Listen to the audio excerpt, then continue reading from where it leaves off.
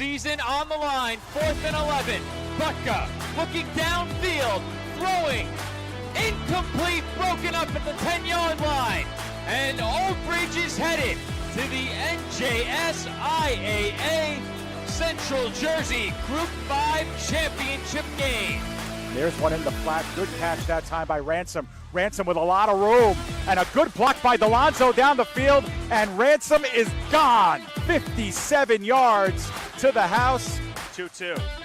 Swung out and miss. Strike 3. St. James Smithtown has done it. They are the 2025 New York State Little League Baseball Tournament champions. Drops back, throws all the way to his right, has a man down the field, and he's got him! First play of the drive, touchdown, New York Green Wave! Seinäjoki season on the line. Goal to go from the 2. Kyles looks to run with it, pitches it to Sip, he grabs it, he's in for the touchdown! The final 25, and they're neck and neck. Kane looks like they have just a dash of a lead. Salisbury taking first. What a race!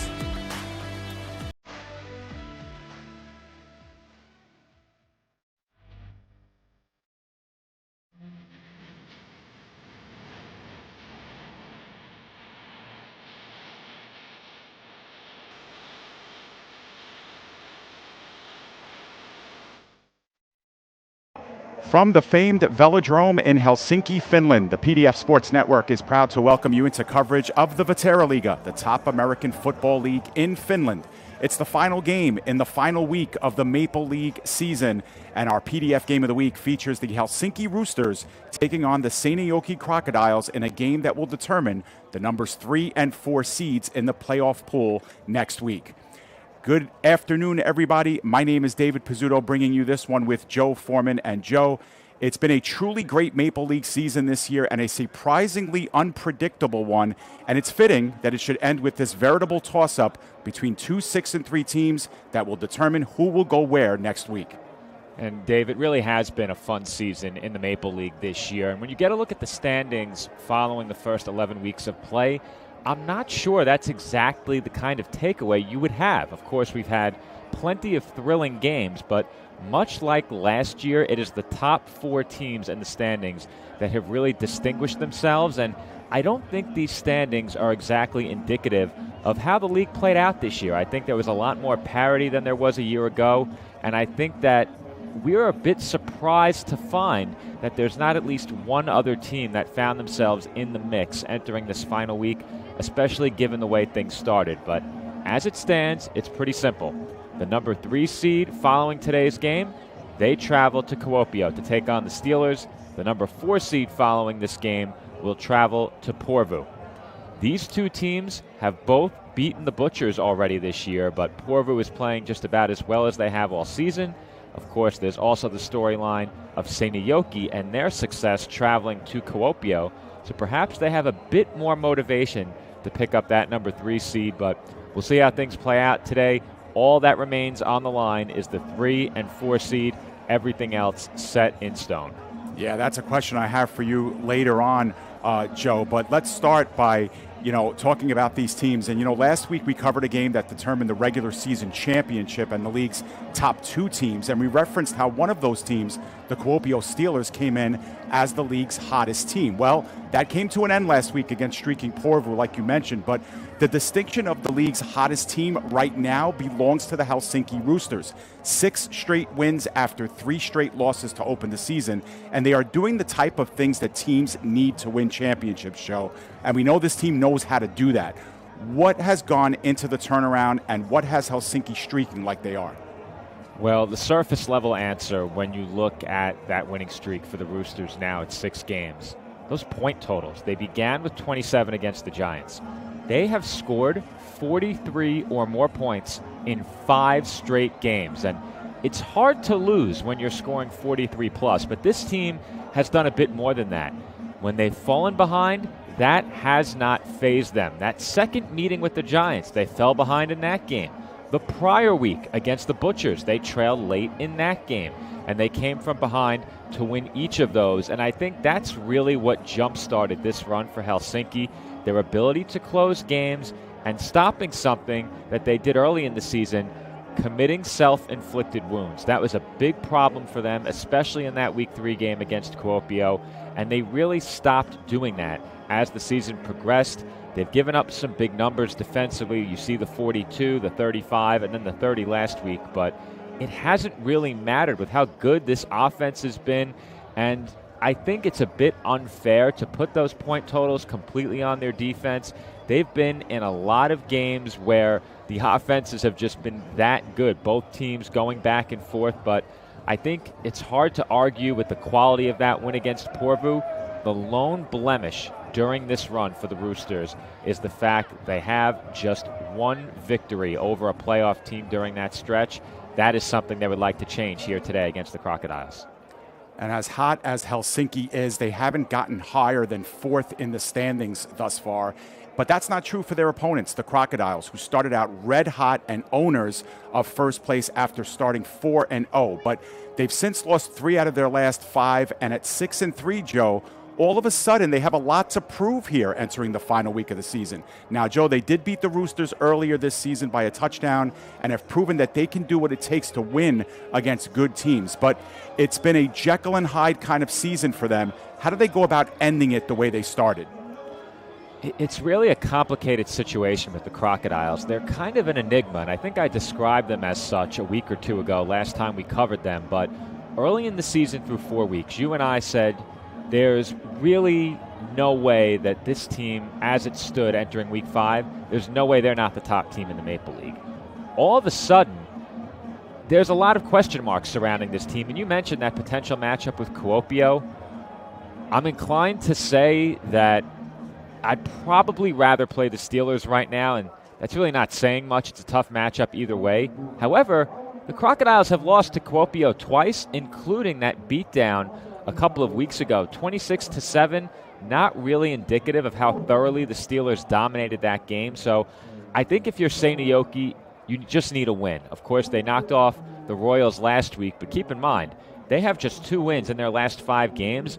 Both of them are against the Royals, and the Royals played them a lot closer the second time around than they did the first time around. And I think the big takeaway when you look down the schedule for Seinäjoki is that they're trending in the wrong direction right now and have been for quite some time. So they really need this win, not only to get a matchup with Kuopio that I think right now it is a bit more of a favorable matchup than the Butchers matchup.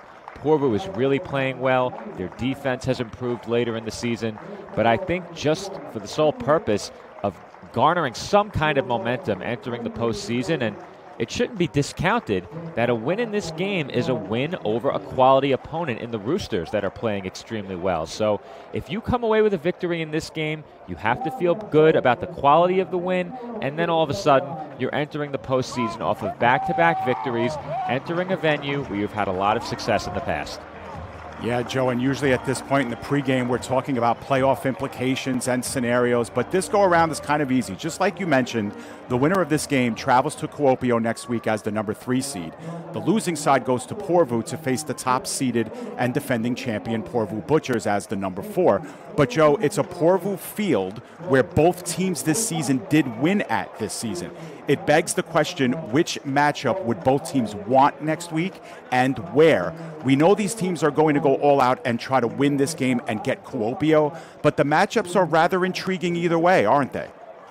Yeah, they sure are. And, you mentioned before that, the Crocodiles have been a bit up and down, and they need to make some changes heading into the playoffs. I think if there's one thing they'd like to see change, it's that 0-2 mark against the Steelers this year. I think they need to win this game more than the Roosters do, but I think the Roosters still would love to win it and go into the playoffs riding a 7-game win streak. I think if the 2 seed was in play at this point, it would be a much more appetizing win for these 2 teams, but it's really hard to say whether or not these both sides are going to go all out to win this game and face the Steelers. I think that is the more favorable matchup, but I'm inclined to say that if you go into half trailing by multiple scores and then you get the ball to start the third and don't score, I'm not sure. I'm keeping my foot on the gas in that situation, and I hate to say it because I'm very much a believer in playing to win and avoiding the trap of playing not to lose. And it doesn't directly apply to playoff seeding, but I think that's the kind of situation you're in right now. I think you certainly want to enter the postseason coming off a victory, and if you're either of these two teams, I think you're looking to do that. I would caution not to do that at the detriment of your health entering the postseason, or at the detriment of perhaps pushing it a bit too far and ending up in an unfavorable position entering your playoff game next week. I think both of these teams want to win. I'm hesitant to say that they're going to go all out as they would any other week, any other opponent. Yeah, very interesting, Joe. It's not the response that I was expecting, but you're right. I think that there's a lot of different considerations to take. You mentioned how the Crocodiles are maybe coming in on a little bit of a lower kind of they're kind of backing their way in as opposed to Helsinki. Maybe that has something to do with how they come out as well. We only have about 4 minutes until kickoff, Joe, so I think we're going to keep it right here so I can get your keys to the game. It's a little bit more than a playoff tune-up. As we know, these two teams are heavy rivals. They play each other twice every season. Of course, Seinäjoki won the opening round game, as we see some of the honorees from the women's national team, Joe, a game that you had a chance to call with Joe Calabrese last week, that IFAF championship over Germany. Congratulations to those young women who represented the country of Finland. So that was something nice that we were able to celebrate last week. And of course, it happens here on the Maple League's final day of the season. And really, Joe, win or lose, someone's going in hot and someone's going in kind of taking a little bit of a lump going into the playoffs. Yeah, and I think entering the playoffs off of a win does matter, even if that victory only matters in terms of seeding. Like I said before, I think winning and then earning a home game is certainly something worth going 100% to achieve.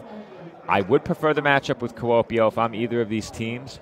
That being said, the Roosters did not beat the Steelers. They did beat the Butchers. So you have to wonder if that's in the back of their minds a bit. I think it would be a mistake to approach this game with that thought, only because the Butchers team that you knocked off in the first half, that is not the same Butchers team that enters the playoffs coming off a very, very strong second half of their season.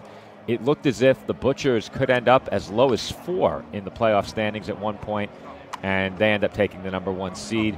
I think it was perhaps a mistake of ours to doubt them, but if you're either of these two teams, like I said, you certainly want to win this game. At what cost is the big question mark.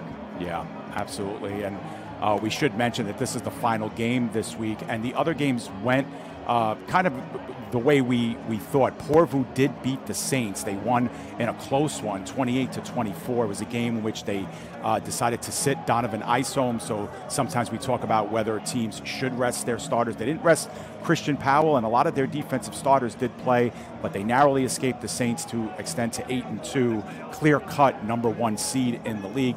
Kuopio, of course, had the week off. And then the Giants, Joe, they took a 25-20 win over the Royals, and that made the Giants the clear number 5 team finished. Of course, a modest record of 3-7. They had all sorts of problems with their starting quarterback situation after Kahari Lane went down. And that leaves this one yet to be determined. The Royals will finish in last place. We don't think that there'll be relegation this year because one team didn't step up from Division 1 this year. But basically the bottom of the table set, and now we determine seeds 3 and 4.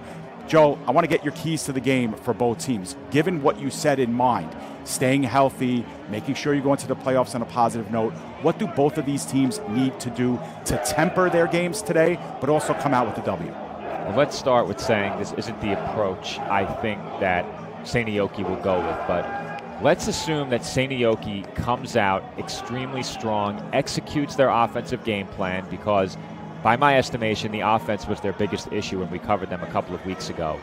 I think if they come out and execute their offensive game plan and score, let's say on their first 2 or 3 drives, I think that puts them in a great position to perhaps begin to think, okay, maybe, and again, I don't think they're going to do this, but maybe they get that opportunity to rest some starters in this game rather than having to go all out. I think you do whatever it takes to get off the regular season or finish off the regular season on a high note.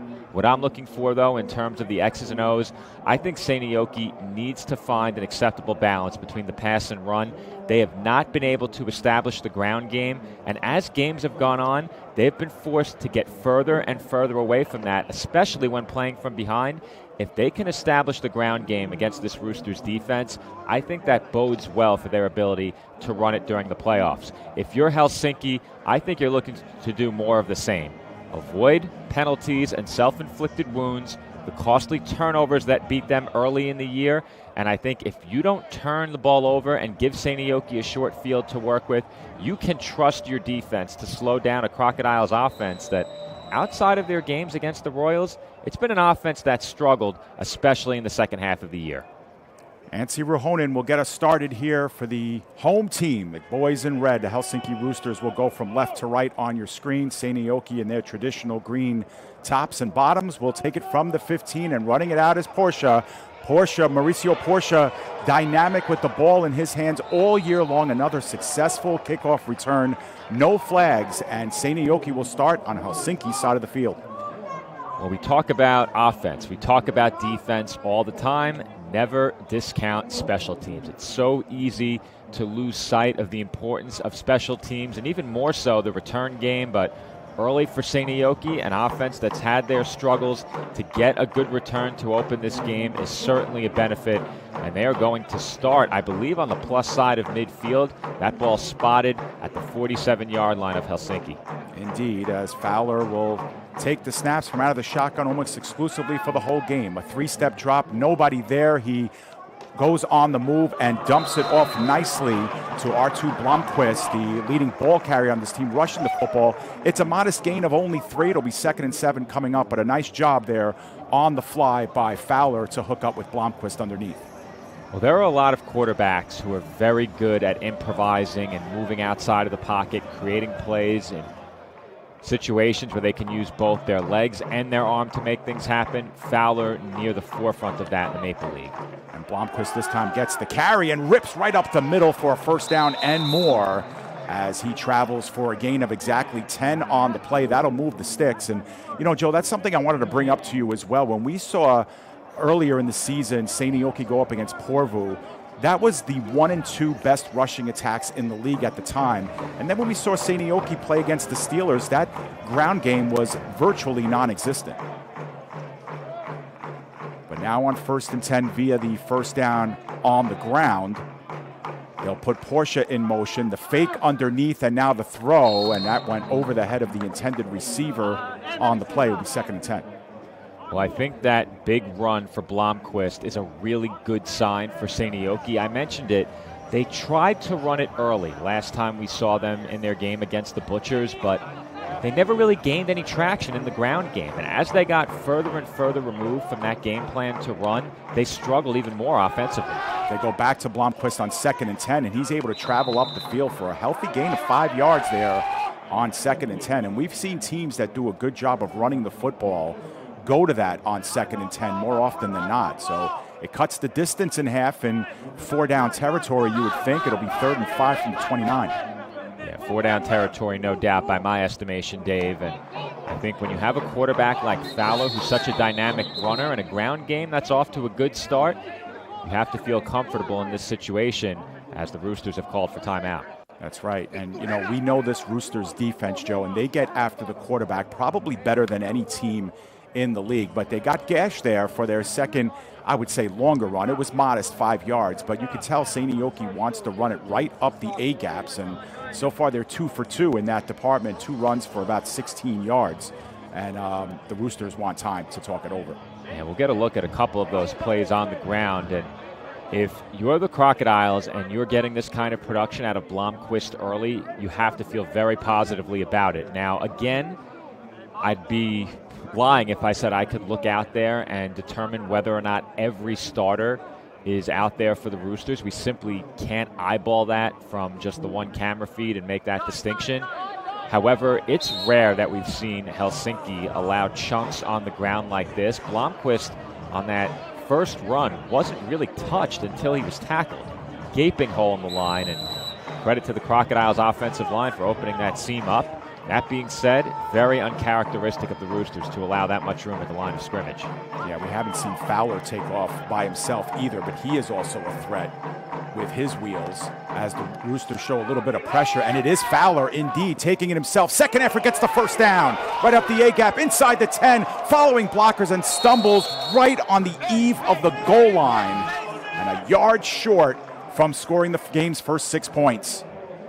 Well, that was awfully close, and if Fowler keeps his footing, he certainly scores. But once again, Seinäjoki winning the battle at the line of scrimmage, and before Fowler knew it, he had no red jerseys in sight. That big juke right there allows him to break a tackle. He stumbles down to the 1. Blomqvist right up A-gap. There is a flag down.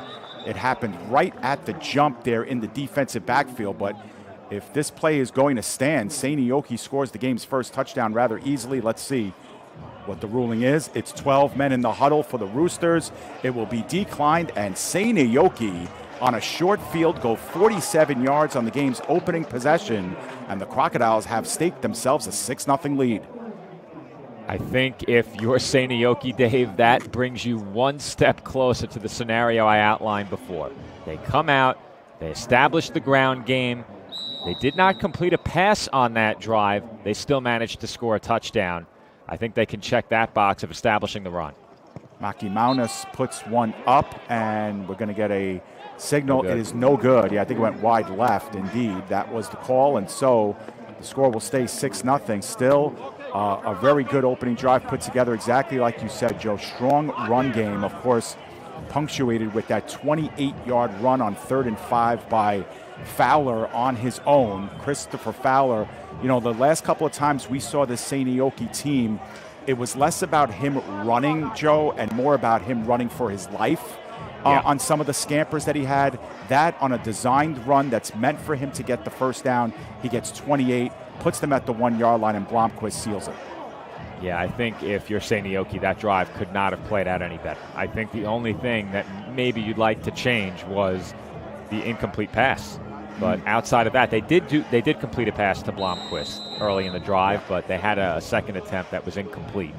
So if you're the Crocodiles, I think you did a lot of what you wanted to do, not only on the opening drive, but in this game, establishing the run and playing with a lead. I think that's important as well. And a squib kick by Maki Maunas is allowed to drip all the way down to the 25-yard line, reversing field, but now heading up the field, and a lot of room to go the other way. And with a head of steam, it is Freddie Brock past the 30, the 20, and he will get in for the touchdown. And on the ensuing kickoff, the game is tied. Well, so much for that well-scripted opening start. If you're the Crocodiles, immediately following the touchdown, the Roosters not even forced to run a play. The squib kick taken all the way back by Brock for a touchdown, and that is with a bit of a bobble on the receipt inside of the 25, and he was hardly touched. I don't think a Seinäjoki Crocodile made contact with him on this return until he was inside the 10.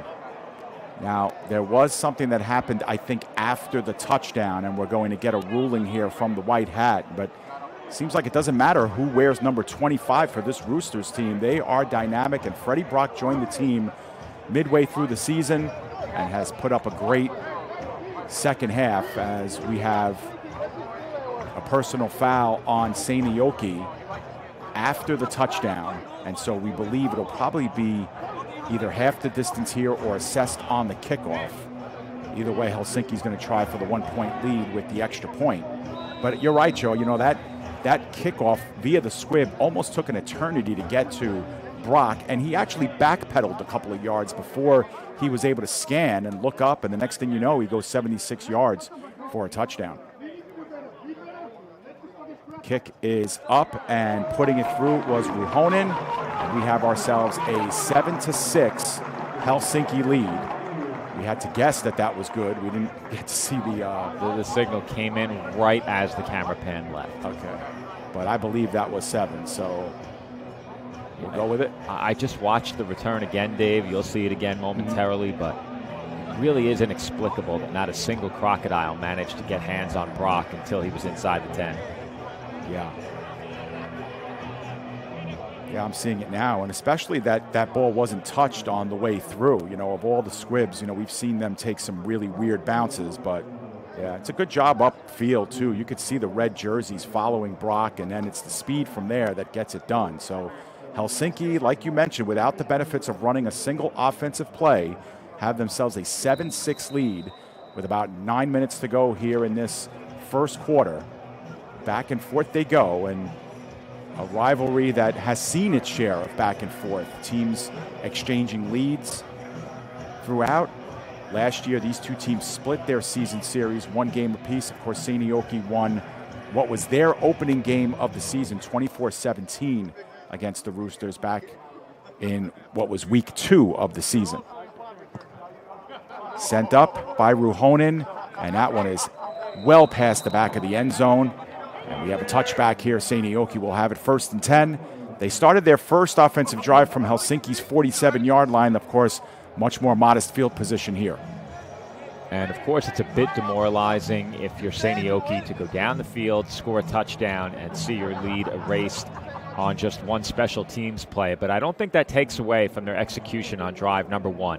They had the complete pass to get it started, and then a lot of quality work on the ground. I think if they can establish the running game, that's going to make it a lot easier for Christopher Fowler to find open receivers in the passing game. The play fake should open up some things as well if they can establish that run game. And Blomqvist right back to the run game. Can't get the edge. Good job by Oskari Topola to get in there first, and he was finished off by Aikahimo, who came in. No gain on the play. And they try to go off tackle this time, and a lot of their success on drive number 1 was between the tackles. I think they were trying to use the aggressiveness of this Roosters defense against them in that spot. Gave him a modest half-a-yard gain on that play, so 2nd down and 9 coming up. Fowler with a quick drop and falling down on the play, unfortunately, was number 87, Janssen, who isn't on our roster. No, he actually is on our roster. I thought he was on the injured list this week. He is not, so Alex Janssen fell down on the play. That'll bring up a 3rd and long. And they had the look, Dave, with blocking ahead. Yeah, I saw that. Yeah, they had a good downfield block being established as well. But unfortunate, turf monster got him that time. 3rd down and 9, and Seinäjoki trying to avoid a quick 3 and out after the kickoff return for a touchdown that got them down on the scoreboard. Silent count. Seinäjoki finally picks it up. Fowler, under some duress, is in the grasp and put it up. And unfortunately, I think Janssen tried to track it down near the laces, but couldn't come through with it. 3 and out for Seinäjoki. They'll bring on the punt team. We saw a lot of this 2 weeks ago. Last time we covered this Crocodiles team, I may have mistakenly said the Butchers 2 weeks ago. They played the Steelers 2 weeks ago. Yes, right. But that throw coming up short, and I think it was probably fortunate that it did. But we saw a lot of it. 3 and out after a run of a short gain, no gain, or a loss on 1st down. And they've had a really tough time climbing out of 2nd and long and especially 3rd and long. And Helsinki will get good field position as a result outside their own 40-yard line. Actually, right at the 40 is where they'll mark it. And, you know, Joe, we spoke offline, too, about who we like in the playoffs. You know, all 4 teams have the ingredients necessary to win 2 games in the playoffs and take it home a championship. But one of the reasons why we really, really like the Roosters as well is because of that pass rush. And, you know, even on a play like that, 3rd and 9, it's an obvious passing down. They consistently get to the quarterback, even with just the 4 down linemen. And that's a big difference maker in this league. Always. And I think it would be a mistake to discount what they've done defensively despite the point totals they've allowed. It's easy to look at the offense and see how well they've played. In the flat, Corinthians Edmonds makes the catch and travels up the field for a gain of about 5 or 6. Good job of making something out of nothing there, breaking a tackle at the line of scrimmage, and 6-yard gain for Edmonds. And when you look at the schedule for the Roosters, as we did during the pregame, of course the point totals they've scored stands out, but their defense has made plays along the way as well. And though they've allowed some high point totals in addition to what they've scored, it would be a mistake to discount this team as a threat on the defensive side of the ball just as well as the offensive side. 2nd down and 4, and they'll go with 4 wide as well.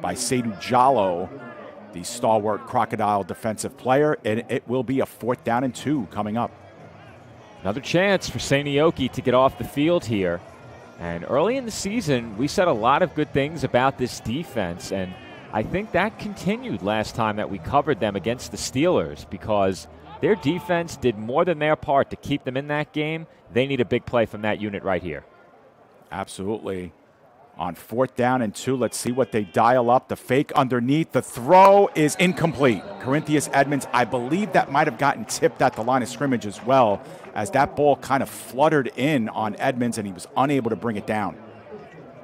Yeah, I'm trying to get a look here on the replay. I'm wondering if they had the option to hand this off. It doesn't look like they did, but we're going to take this down to about a quarter speed and see if we can make out whether or not this ball is tipped. Yeah, I saw it on Oh, yeah, they have the option to hand that off unless it's a straight play fake. So hard to tell if it was tipped. And I think Edmonds might argue he should have caught it. Yeah, it kind of fluttered low, but low is where you need to put that ball. But either way, the Roosters give it up.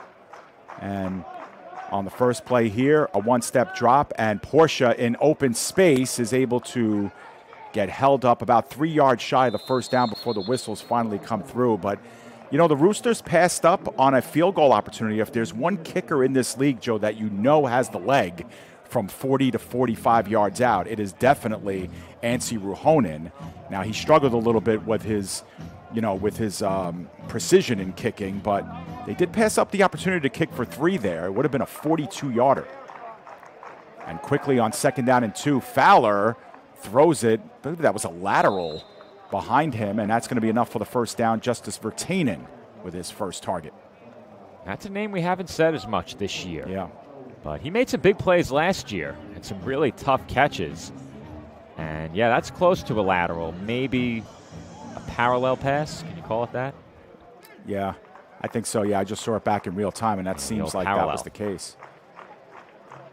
Ball's at the 38-yard line, 1st and 10. Seinäjoki keeps the drive alive, and that one is tipped. And good job by Kotro to get his mittens on that one, as once again Seinäjoki was looking in the flat.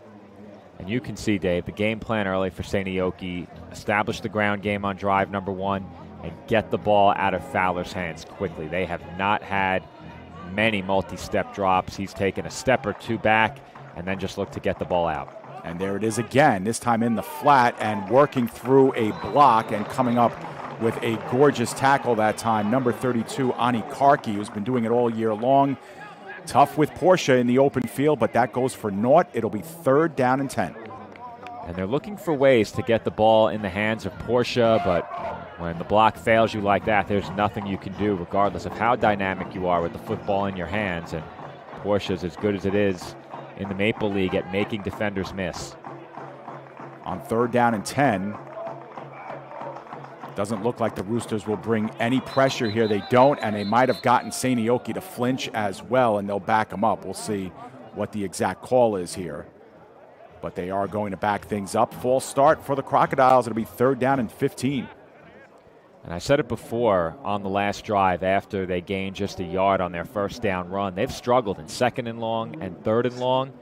And we've seen with a lot of these quick drops and short throws that when they don't pick up a good amount of yardage on the early downs, they almost can't climb out of it without exception unless Fowler makes an incredible play on 3rd and long. That's usually what it takes. And usually the pressure will get there from the Roosters. There it was again. That one is skied up in the air, and it's a little too far that time for the intended receiver, Alexi Peltakangis, who's been a good 3rd and 4th option for Fowler this season. But unfortunately, the coverage was there, and Fowler had to get rid of it quickly. Yeah, he had a clean pocket and not necessarily the most time with the defender coming through near the end of that play, but trying to slow this down and see just how close this was to being completed. Tough to make out, but it did not look that close. Maki Maunis with 2 or 3 steps gets into one, and that is a punt and a half as it ends up at about the 10-yard line, and with some room, Edmonds is able to take it past the 20, just shy of the 25-yard line, but decent punt there. It goes for 37 yards on the net, and Helsinki will take over. Well, I've said it so many times already this season, so what's one more time? You know the old adage, when you're praising the punter and heaping praise upon that punting unit, it's usually bad news for your team, because it's great to have a punter who excels and kicks like that, as that was a boomer. But when you're punting often, that's typically bad news for the Crocodiles now. That's consecutive drives that have gone nowhere. Yeah, 2 out of 3 now have ended in the punt. And Helsinki takes over, and they go in the flat. And nice job to make the first one miss by Santu Vekamaki. And he's out past the 50 into Seinäjoki territory. And that erases the quality punt very quickly. This Roosters offense just picking up where they left off 1 week after the next. And it's a quick screen, well blocked, and just like that, the Roosters find themselves in plus territory. Yeah, almost the same exact play that Seinäjoki ran the opposite way to Porsche. Just a simple screen, except when the blocking is there in front of you, and all you got to do for Vekamaki is make the one-man miss, and all of a sudden, what's supposed to be a 5-yard gain gets you 27. And they are on the Crocodiles side of the field. Crocodiles bring in 5 this time, get pressure in the backfield, and back for a loss that time. Freddie Brock spilled 3 yards behind the line of scrimmage. Jallo was in there on the stop along with Juho Kasari. And it'll be 2nd down and 12 coming up. This Seinäjoki defense has showed us time and time again this year that they're as good as any at collapsing the line of scrimmage on their defensive line. This is a Roosters offensive line that we've praised a lot this year for their run blocking and their pass blocking. There have been a couple of plays that the Crocodiles have blown up well right at the line. And that time they brought in 5 on the rush as well. So Seinäjoki this time with the 4-man rush. In fact, 1 drops back for only 3. Now Janssen with some pressure, tosses one up, but that's well out of bounds and essentially just thrown away. And it'll bring up a 3rd down and long. Once again, Crocodiles winning at the line of scrimmage, forcing Janssen to get that ball out perhaps a bit earlier than he wanted to. And I do believe that with that play, we reach the end of the first quarter. Yeah, I was just about to say that the first quarter winding down here, and that indeed was the final play. So it's been an exciting first 12. The Roosters come out with a 7-6 lead, courtesy of the special teams touchdown on the kickoff return, on the ensuing return off of the Crocodiles touchdown. So we've seen a couple scores on consecutive plays, and otherwise the offense is doing a pretty decent job, but the defense is coming up and getting the critical stop when they need it. Yeah, and I think that's important, because if you're the Crocodiles, you're going to need those key stops to win a Maple Bowl. I think that's clear. I don't think there's any question about it. They are going to need big stops in order to win a Maple Bowl, because this offense just hasn't been nearly as dynamic as it was early in the season. And right now, Dave, it doesn't appear that that's trending in a direction where it is going to change. So if it's not going to change, their defense is going to need plays like what they got on 4th and short during the last Roosters drive. So no need to really move the ball anything. It's a 50-yard line is where it'll stay, and it'll be 3rd down and 12 as we come back here. Helsinki in an area of the field where you'd like to think if they don't pick up any yards here, we'll probably punt it away and play the field position game. But let's see what they have cooked up here as they go tight on this 3rd and 12. Janssen, 3-step drop, dumps it underneath, and that one is dropped. Going across the middle, and saw it go in and out of the hands of Reini Rutalainen. And on 4th and 12, they do bring in the punting unit. Well, sometimes it isn't your defense that makes the stop by anything they do. It's the offense that makes the stop of themselves. And I talked about the Roosters and self-inflicted wounds that have really burned them, especially during the early part of the season. They cleaned that up around that week 4 mark, and they've been on nothing but an upward trajectory since. But I think those are the mistakes that could very well beat this team in the postseason, as they add up very quickly. First punt of the game for the Roosters is sky high and will land at about the 15-yard line. Porsche with a chance to return it. Gets a finger on him, but is able to scamper out past a couple of tackles, and now will display the speed of his own at the 40, making one man miss. Can he stay on his feet? Keeps his feet at the 15, and he's in for the touchdown. We'll see your special teams touchdown, and we'll raise you one. And the Seinäjoki Crocodiles respond. Well, I said it before, Dave. It was clear the Crocodiles were looking for ways to get the ball into the hands of Portia. Why not give it to him on special teams? He's back deep to receive the punt. And let's see. One broken tackle there to start this play, avoiding another hit and barely getting fingertips on him. Another Rooster. He shuffles through 2 more with the juke move, gets a good block upfield, and takes it all the way for 6. What a job by Portia. Great balance, great elusiveness, great speed, of course. He is so dynamic, be it on the offensive side of the ball or on special teams. Yeah, when you put the ball in his hands and he's able to look up and see some degree of an opening, he is going to make you pay for it. And Seinäjoki responds to make it 12-7, and the extra point is up. It is no good. Wide left again.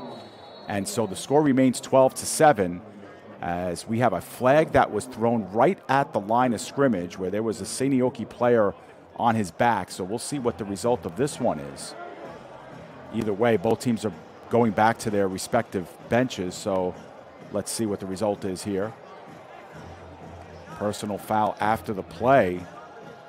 And it's going up against Seinäjoki. So they'll have to kick this one off from their own 20-yard line here. So Helsinki will get the ball back in good field position.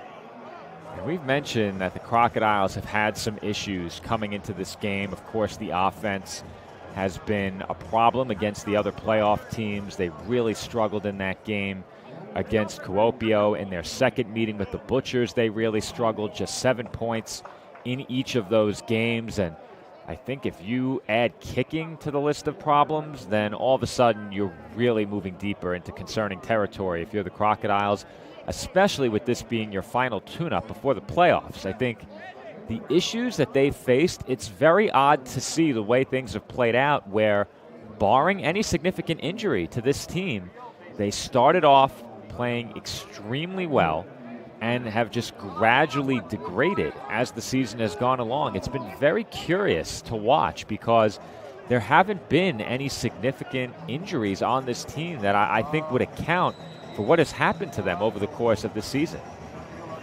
Yeah, very true.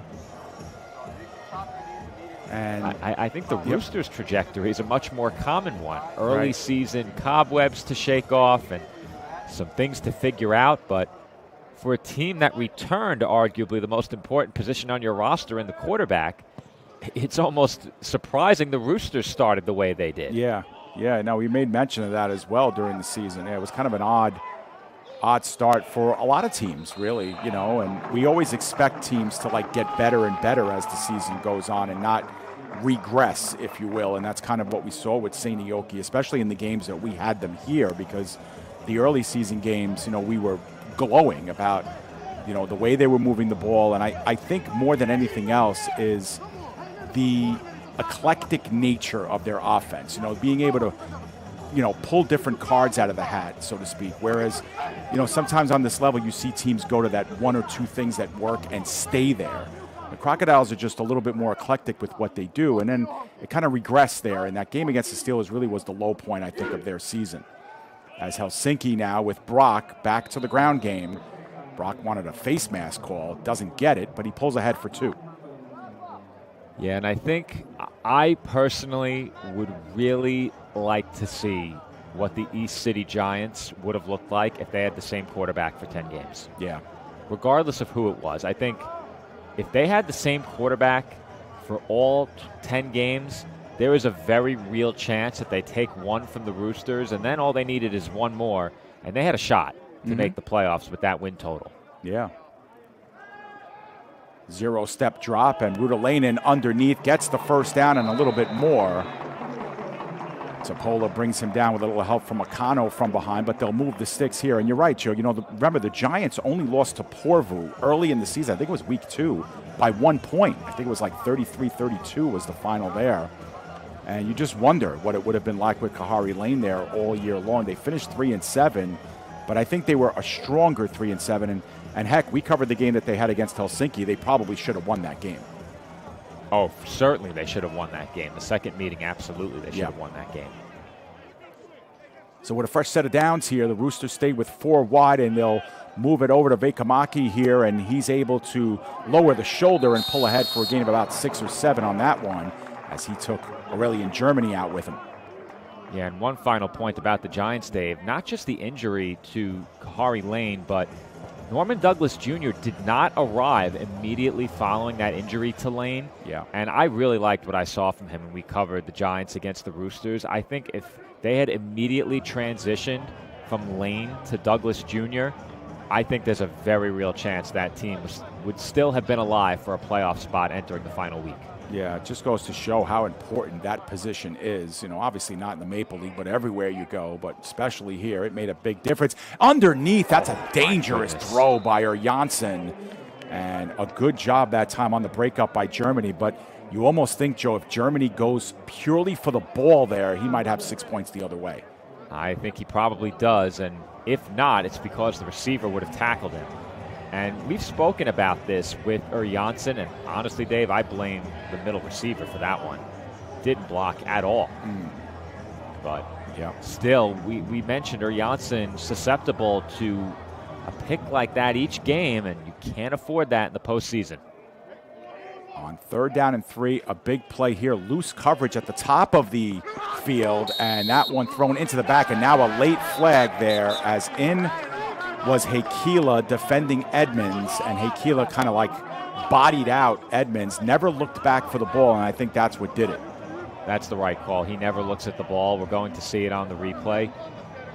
I would be surprised if they pick this up. Here's a look at full speed, and you could see getting that arm in there and disrupting Edmonds before he ever had any chance to play the ball. Hakila just didn't give him a chance. He never looked back. That's the right call. Yeah, and, you know, to me, the decision to throw it to Edmonds was kind of scrupulous because it was at the top of the screen. You had 2 wide receivers who were wide open, really unmarked at the first down marker. But Edmonds, of course, is the big play guy, and so they looked in his direction. But either way, they'll get the yardage and they'll get the first down. And at the 31-yard line, Helsinki knocking on the door now. I mean, based on the leg strength alone, they're already in field goal range for Ruhonen. But Janssen on the move, throws it, it's deflected, and that one hits turf. But a good job underneath to break things up by the Crocodiles. With how dynamic Brock looked early in the game, I'm surprised how often they've looked to throw on this drive. Yeah. You know what, Joe? You just said exactly what I was thinking. You know, for a team that was really dead set on establishing the run, the Roosters have really gotten away from it here on this drive. Yeah, it's coming up. Injury for Seinäjoki on the field that stops the clock here. That's Maki Maunis, who's also the kicker of record for this team. So that would be a loss in 2 areas if he's unable to continue. Yeah, and they're already 0 for 2 on the PATs as well, so that's something to keep in mind moving forward in this game. Would they even attempt a PAT if he's not good to go the rest of the way? And that was Charles Akano underneath who broke things off. We're used to seeing Akano rushing the quarterback. That time dropped back in coverage and got a couple of hands on that one, and very dangerous tip drill from there. But Helsinki comes out of it unscathed, and it'll be 2nd and 10. And there was something I wanted to mention very quickly about the results this week. A bit off topic, but the one thing that stood out to me, I just thought of it for some reason. The Steelers having a bye the week before the playoffs. How big is that? Yeah, worked out really to their advantage. They were able to kind of sit back and watch the rest of the league unfold. They'll be well rested coming into that game. You wonder how that will affect them. On 2nd and 10, they do go to the ground game. Pyörainen able to drop the shoulders and plow ahead for about 5 yards. So they get halfway there. It'll be 3rd and 5 coming up. Well, they go back to the ground there and get a nice gain on 2nd and 10. So in 4-down territory, I don't think there's any doubt about that. The Roosters probably have 2 plays to get this. And Dave, this is right around where Seinäjoki made a stand earlier in the game. Yeah, and again, if they get the stop here, the field goal is on the table for Ruhonen's leg purposes, but we'll see what they do here on 3rd. Again, they line up a little bit tighter. Janssen feigns to throw, now is going to take off. He will have, I believe the first down was at the 21. He gets to the 20 and a half, and that looks like they'll move it. Well, they mark him I at the said 21. during the pregame, Yep. I wasn't sure if these teams were going to go all out to win this game at any cost. I think this erases any doubt about that. They are trying to win this game. Or Janssen not going down, throwing the body at 3 defenders and picking up the first down on the scramble. Yeah, I mean, he has the physical constitution to do that over, let's say, a Fowler who would go in probably sliding on that play, but still, you put your quarterback in harm's way like that, you better come out with a W at the end of it all.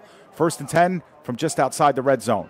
Or Janssen going to throw it. Vekamaki again looking from the hash marks out and plows ahead and moves forward for about 6 yards on 1st down, again via the pass. Yeah, this Roosters team has shown the ability to do this to opponents all season. There have been their share of big plays involved as well, but I think they're as good as any team in sustaining a balanced, methodical drive that just bleeds the clock and really frustrates defenses. I think a lot of the other teams in the league rely pretty heavily on the big play. Of course, Christian Powell on the Butchers allows them to do that. They haven't called games that way, though. Under pressure, Janssen scrambling to the right, throws middle of the field, and that one was elevated and high. Dangerous throw across the body, but Rudelainen, the only one in the area, it'll bring up a 3rd and 4. We've seen a lot of this from the Roosters where Janssen gets moving or feels a bit of pressure and then just misses a receiver who has a lot of room. Now, there was, I think, a defensive lineman who backed up into coverage to help out there. That might just be a big linebacker. So maybe Janssen protecting his guy in that situation. It sets up 3rd and 4. And on 3rd and 4, they spread him out wide this time. Again, there is some cushion there at the top of your screen. But Janssen is going to give to Pyöräinen, who is assaulted behind the line of scrimmage, and a loss of 2 yards on the play as Kevin Pointer got in there first. And on 4th and long, they're going to bring in the field goal unit. Well, I suspected it might be 4-down territory. This takes that decision off the table. You're now inside of the 20, even with the loss on that play, and an opportunity to cut the lead to 12-10. What an odd score with a field goal in this spot. It'll be a 33-yard attempt for Anssi Ruhonen. We know who has the leg. He's attempted them from 40+, and that one is up and skied, and it is good. So Ruhonen splits the uprights and brings the Roosters 2 points closer. It's 12-10 here in the, we'd have to say, later stages of the 2nd quarter. And we'll get one more look at that kick slowed down a bit. I was trying to make out in live action whether or not this was good, and I couldn't. But the official's right there. I thought maybe this had ended up wide left. It certainly did not. But here's one more look, nearly blocked as well. And somehow that got under one Crocodile and just through another.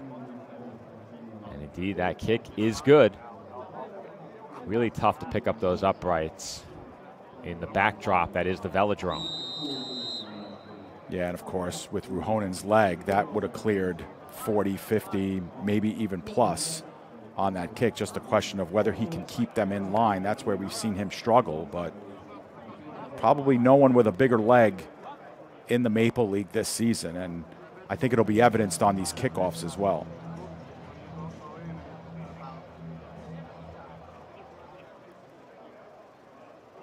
So Ruhonen will get into this one, and we'll see if we'll get a return on it. And nope, it's the back line. Even close. Yeah. And when you're kicking off to Mauricio Porsche, that's the best result you can hope for. So we've seen Porsche on PDF here return a kickoff for a touchdown, exactly 100 yards was when he did it, I believe. What was that against, Joe? Was that against the Giants, or I forgot who that was against, but I think it may have been an early season oh game. no, it was actually against Porvoo, because remember they were down by 2 scores. It was 14-0, and then he returned the ensuing kickoff. Right. And we said they're right back in the game. But yeah. Your memory is better than my technology. And there's a throw in the middle of the field, complete.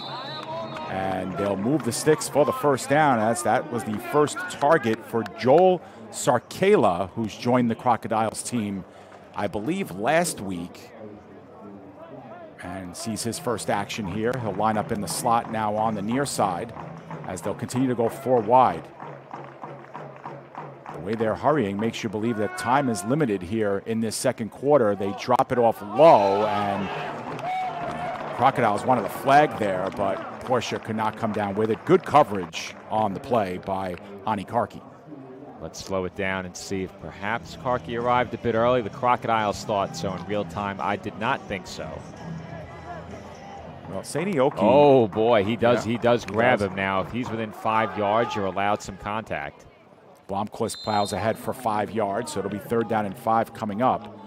And, you know, it's funny because Seinäjoki on these plays, Joe, they kind of got into a muddle huddle on the last play, but the wide receivers are not part of it. You see how the wide receivers are just going out and maybe running their own routes here at this point. They've got no direction. Instead, just the offensive line, the quarterback, and running back are in there getting the signals. 3rd down and 5. 2-step drop. Off to the races is Fowler. He gets the first down. Clock will stop just to respot the ball here after a first down. We haven't had the 2-minute warning yet, so we're outside of that. And yet, you know, it is interesting here. I mean, it doesn't seem like Fowler is giving directions at the line of scrimmage. He's receiving the play now. He's relaying it to his linemen, at least as far as the count is concerned, but you kind of wonder if these receivers know what routes they're supposed to be running, Joe. It leads me to believe the call has to be a run or there's a hand signal he gives the receiver, and there is a hand signal. There is one ahead of that snap, yeah. Roosters, and now we got movement on both sides. I think the Roosters might have drawn Seinäjoki off. Let's see. Yeah, Seinäjoki will back up 5 yards.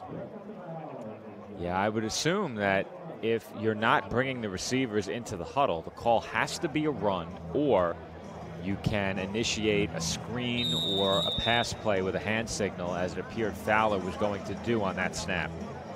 Yeah, and I just saw the receiver up top for Seinäjoki. That's Rantakami.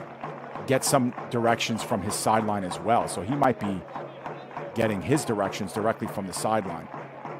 But anyway, on 1st and 15, on a silent count, a 2-step drop for Fowler, now looking in that direction up top and finding over the shoulder. That was Porsche who came down with it, and he is inbounds with the 1 foot just inside the 30-yard line. I'll make it outside the 30-yard line of Helsinki. Well, we've raved plenty about his ability with the football in his hands. How about the body control along the sideline? Yeah, very nice. Just saw it in real time, and backpedaling too to catch that on his back shoulder. So from the Helsinki 32, here comes Seinäjoki now on the move. Still with the 3 wide receiver set.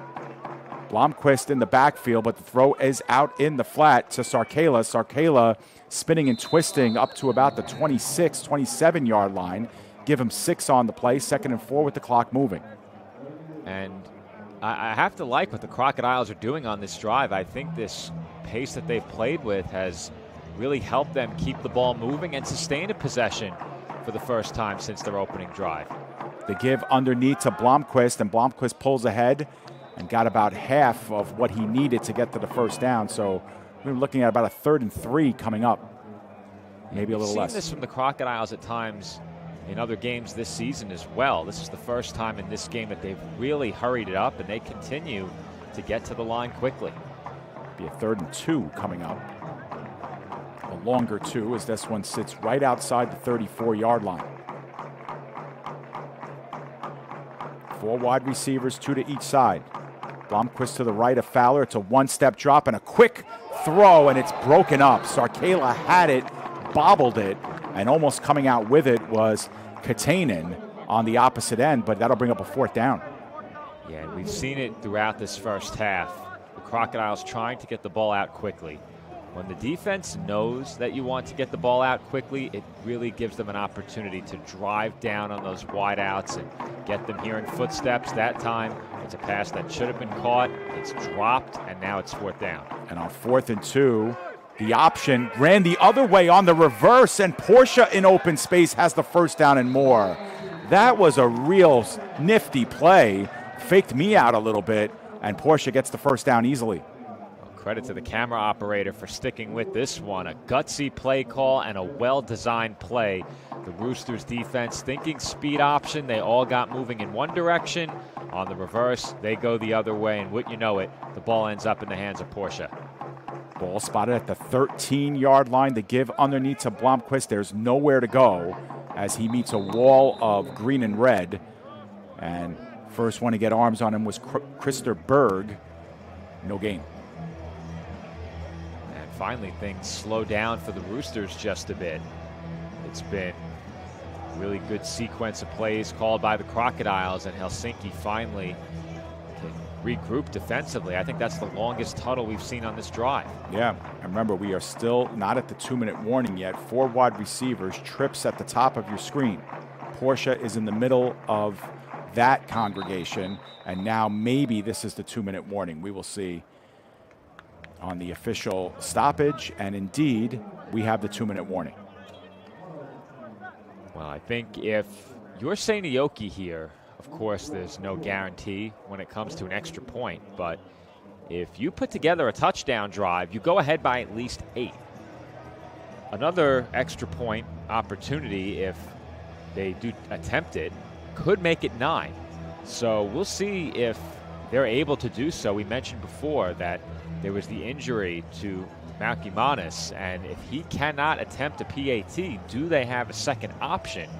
Either way, I think you'd have to feel good if you can get to the half with an 8-point lead, and I do think there's plenty of value here if you're Seinäjoki in really micromanaging the clock and trying to keep the ball away from the Roosters one final time. So the Roosters get back defensively. You know, we talk a lot, Joe, with these two teams and who they would want in the first round of the playoffs. At halftime, I'm going to present to you the opposite. If you're sitting at home and you're Porvoo and you're Kuopio, who do you want as your opponent? I'll pose that to you. I'll pose that to you at halftime. I mean, obviously, Kuopio has seen enough of Seinäjoki in the last 2 years of the playoffs at home to perhaps wish for themselves the Roosters, but we'll see. I'll get your impressions of that at half.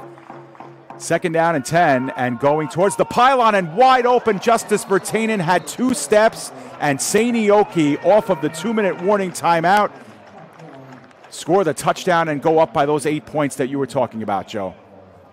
Well, if you're Seinäjoki, you love this drive. You did a lot well. You kept the Roosters off balance. You kept them guessing when you needed a short gain on 4th down. You got it with a bit of trickery, executed to perfection. A little bit of everything on that drive from the Crocodiles, and it's capped off with the touchdown. Fowler to Virtanen. We mentioned we haven't said Virtanen's name as much this season, as the PAT is good. So it is a 9-point game, but Virtanen getting involved today, and that's a really good sight to see if you're a fan of the Crocodiles. So the Crocodiles do indeed go up by 2 scores now, 19-10, and we should note, Joe, that was the backup kicker, Atu Tuoko, who we did see kick extra points earlier this season, but he wears number 44, so it's a pretty good indication that Eetu Makimaunis' day is done. And depending on the severity of his injury, that could factor in later come playoff time. But for now, it looks like it will be Tuoko to kick off as well. Maybe, yeah, he's coming out with the tee now.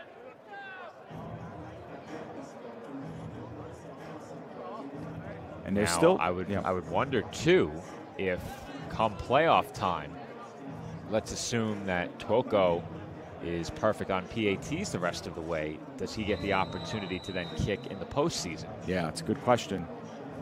And what I was going to say too is the Roosters, with a couple of timeouts here, still have plenty of clock to work with, because that touchdown came right after the 2-minute warning. So you have to figure there's about 1:50 left.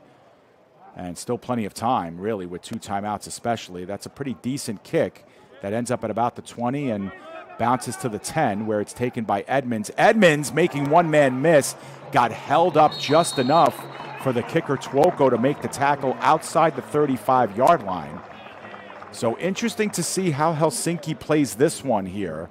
Obviously, you don't want to put the ball too much in harm's way, but with 2 timeouts and about 1:45 left, they're going to have some room here to do something with this football.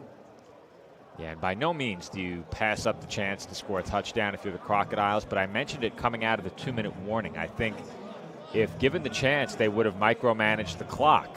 So they didn't get to do that. Immediately they score. And now, with a one-step drop, looking towards the sideline, Edmonds catches it, steps out of bounds, preserves the clock, gets about 6 yards on first down. And Roosters, how much time do you have them with unofficially, Dave? I mean, I haven't been keeping it, but, you know, Seinäjoki scored on the first play after the 2-minute warning, so you have to figure that's 150, maybe took 10 seconds off. The kickoff takes another 5 or 6, so maybe a minute and 30, minute 35 left. That's a good chunk of time. Yeah. Intercepted, and that one was picked off on the fly by Aurelian Germany, and he is gone for 6. Ill-advised pass right into the waiting arms of Germany, and that's about the easiest defensive touchdown you are going to score if you're Seinäjoki. Well, Dave, I wasn't particularly concerned down 19-10. If I'm the Roosters, I don't think they've done anything exceptionally egregious in this game. I don't feel like the Crocodiles have run up and down the field on them in this game. They've moved the ball on offense. That kind of turnover is exactly what got the Roosters off to an 0-3 start. This, combined with the inability to finish drives, put them in a really difficult position to begin the year. And the last thing you need in your final game is for those issues to reoccur. Extra point by Twoko.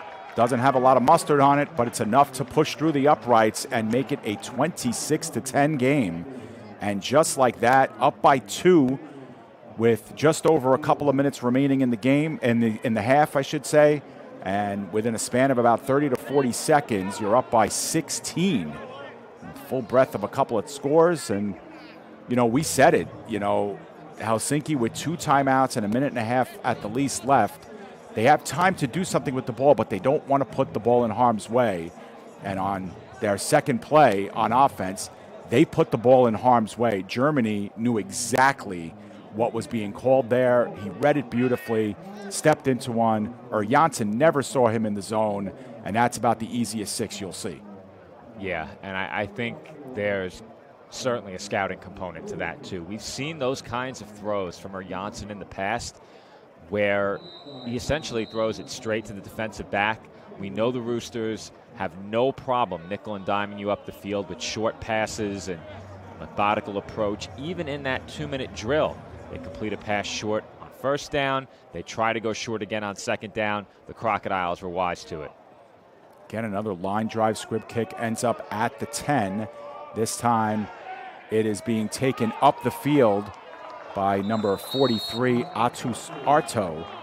For the first time he's touched the ball, and ball's put right back where they had it last at the 35-yard line. And now you figure maybe with a minute and 20 left, a minute and 15, the Roosters have it again with 2 timeouts left, this time down by 16.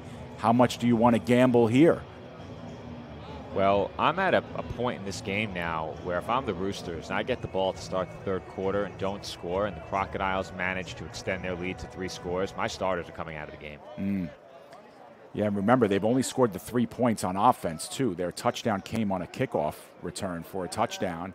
Meanwhile, down on the other end, that's a good timing pattern in a small window, and Vekamaki makes the catch and immediately steps out of bounds. So the Roosters are going for it here. And, you know, conversely, Joe, you can make this argument as well. There's nothing, you're down by 16 here.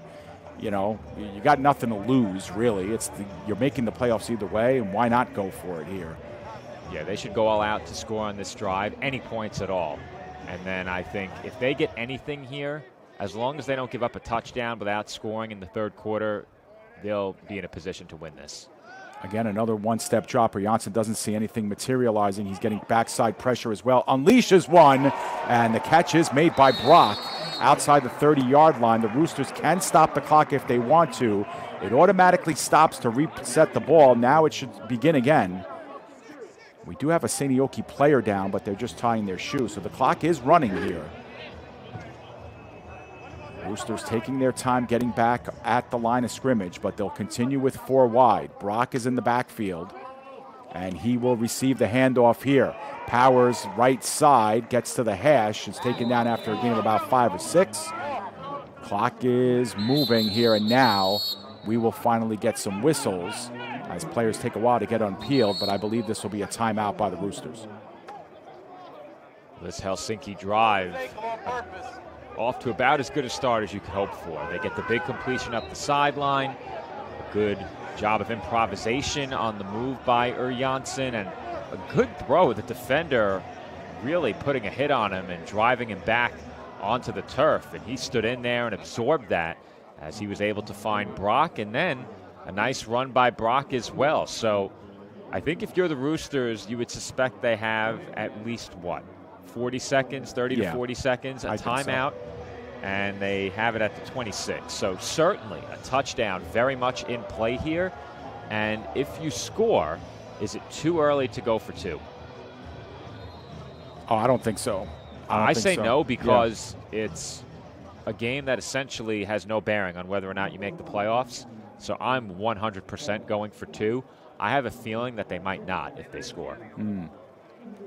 Well, they'll have to get to the end zone first. And there, again, Ruhonen's leg, they are already in field goal range. So the last thing you want to do here is take a sack or take a loss, because you're right on the cusp here. From here would be about a 42-yard field goal.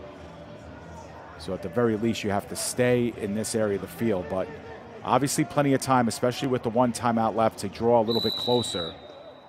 Touchdown is what you'd want. Obviously, they got Veikkamäki all the way at the top of your screen. Edmonds is in the slot at the top of your screen as well. Those are the two main threats here down the field, but they go the other way, and in the end zone, that one is lofted too high and far for the intended receiver that time, and that was Haitainen with really his first target of the game. He was wide open, Dave. Yeah, he had two steps. Janssen just overshot him, and that's by no means an easy throw, but your safety cannot get caught flat-footed there if you're Seinäjoki. Yeah. There's only two on that side, so you're only responsible for two wide receivers there if you're in a cover two. But now they load them up on this near side. There's three in that area with Veikkamäki in the slot. On 3rd and 5, they work it in the flat. Rudalainen with the catch. Pulls forward for about a gain of 2 or 3. The clock is moving, and now it stops. And I think the Roosters have called their final timeout so they can get the field goal unit on the field. Yeah, I'm not a big fan of that play call, Dave. Well, I think it was done, Joe, with the intention that they knew that this play right here would be the final one regardless. Yeah, so you either have to go end zone on that play or try to get a couple of extra yards for your kicker. And I think that's what they opted to do. Yeah, I thought they had more time, closer to 30 to 40 seconds coming out of that last timeout, but it appears they didn't. Well, the way they're discussing things here, I mean, Janssen was in the thick of it as well in that conversation. It certainly doesn't look like they're kicking a field goal here. Are they close enough to feel confident about it? Well, it would be a 40-yarder, exactly. But look, I mean, you could see Janssen in that huddle there talking about what the plan is here. Yeah, they're going, Dave. Yeah, and if they go, they have to be very conscious of the clock. If this is the final play, then you have to get in the end zone. There's nothing else to say about it. But remember, it's a 4th down, so they need a 1st down here. And if they get the 1st down, they have to have a sense of the clock and getting out of bounds on it, because they can't stop it, or they have to have enough time to spike it. So on 4th down and a long 3, short 4, here we go. The give underneath to Pairainen, and he goes forward. That will be enough for the 1st down, and the Roosters are going to look to spike here. So there's still time to do this. And they do. They will conserve some time. I'm trying to pick it up on the PA if they announce it, Joe. But didn't hear it. Nope, I was listening in too. Yeah. Either way, Dave, it appears they're going to have one play, maybe two. Now, I don't know if you do that if you only have time for one more play, because at that point, you probably kick the field goal from 3 yards further back, don't you? Yeah, exactly. It leads me to believe they that... They have to have at least 10 seconds. Right. It leads me to believe that they needed the extra downs here, and that was the most important, because the time, they still have it. On 2nd down and 10, Pairainen, 1-step drop, looking end zone, and Edmonds incomplete. Couldn't stay in. I mean, the ball was put in the only place where Edmonds can get it, and man, that was about half a step too strong. Yeah, we're going to slow this down significantly to see just how close he was to having any chance to tapping one of those toes down behind him. And the safety with a bit better movement this time ahead of this throw to try and make it a tighter window. And Janssen still managed to get it in there. And there, yeah, you know what, Dave? Did his foot hit the pylon? Really tough to tell from my vantage point. But on 3rd down and 10, they'll look in the end zone again, and that one's lofted out of the end zone. Good coverage that time by the Crocodiles, and it'll be 4th and 10. And if there is time left, yeah, they're going to kick a field goal here. All right. When the replay runs back for you, Dave, watch the foot of Edmonds and how close it comes to hitting the pylon. All right. He almost managed to pull it off.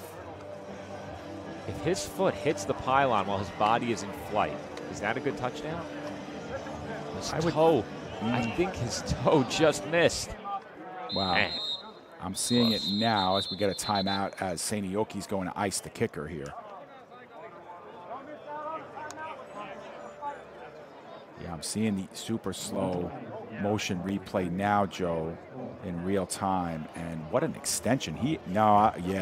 Didn't get it there. Almost Almost got the pylon with his foot. He's so close. And just to give you an idea, too, is he left his feet at the 4-yard line to catch that ball. So, man, he was mid-flight for 10 or 12 feet in the air. That's pretty amazing. If he kicks the pylon over with that left foot, is that a touchdown? I would think so, because the pylon is in bounds, right? Yeah, but if you just kick it over and don't touch the turf, I don't think so. Yeah, that's true, too. The ball would have to knock it over. But if you're mid-flight with the ball, yes, exactly. Like if you touch the pylon with the ball, that's without a his foot touching the turf. Yeah. Because he almost kicks it down, and his toe very nearly hit where the pylon was stationed and knocked it over. And I think it was possible for him to reach out that foot and tap it in that position, given how close he was. Well, this is a 36-yard field goal for Ruhonen, who nailed one from 40. High snap. The kick is down. It is up, and it is good. So Anssi Ruhonen is 2 for 2 in the field goal department, and they are halfway into Seinäjoki's 26 points. It's 26-13 here, and I think they will line up for the kickoff here, as that was not the final play. Maybe not. I thought they held the ball up, but the Roosters are lining up to kick. So yes, the half continues. And we mentioned earlier that there were some concerns for Seinäjoki and their kicking game, given how things started with a pair of missed PATs. No concerns whatsoever for the Roosters. 2 for 2 on field goals. They converted their only PAT, and these have not been chip shots either. Right.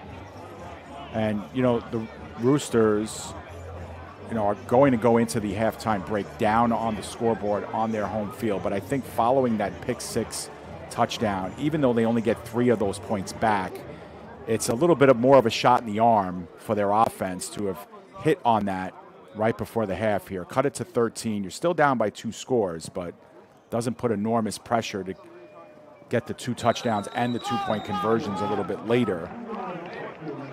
And so with no time coming off the clock on the kickoff, Seinäjoki will have at least a play to run here. We'll see if they just take a knee and go into the intermission with a 13-point lead, with 2 of those touchdowns that they scored, 1 on special teams with the punt return and 1 on defense via the pick 6. It's been a complete first half for Seinäjoki, who will indeed take the lead and go into intermission, doubled up on Helsinki, 26-13. Joe, some impressions of the first half so far? Well, I think it goes without saying this is the best we've seen the Crocodiles play since the first 4 weeks of the season. I think that goes without saying, and that's a very simple takeaway. But I think Seinäjoki establishing the run early in this game really set the tone.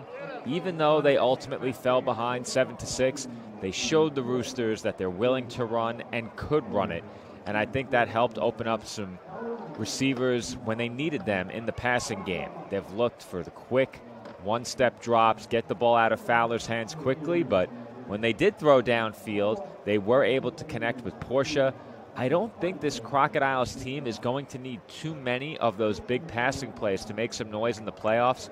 I think they just need a bit more balance, because if they're balanced, other teams can't force Fowler to get the ball out of his hands quickly over and over and over again. He's too elusive. They can't just send the entire rush at him. He can get the ball out and find these playmakers on the Crocodile side. He did that during that first half, especially on that last drive. And if you're the Roosters, I think they move the ball pretty well. However, at times, we saw some of the things that concern you from them. Janssen with the inexplicable interception. We saw an instance of a big drop, some misfires in the passing game as well, and then another throw on a screen pass that very nearly could have been picked for 6. So I think the Roosters need to be careful, because some of those issues that caused them to start 0-3, they're creeping back into the fold. Yeah, one team is going to feel really good entering the playoffs. The other is not going to feel as good with the way they end their season. And, of course, this game determines that. Joe and I will step aside, take a break here for some words. When we come back, we'll get you ready for the second half kickoff. I'll also pose that question to Joe that I promised about which of these teams would Porvo and Kuopio want to face. Who are they rooting for in this game? All that coming up next after the break. You're watching the PDF Game of the Week at Seinäjoki, doubled up on Helsinki, 26-13. Stay with us.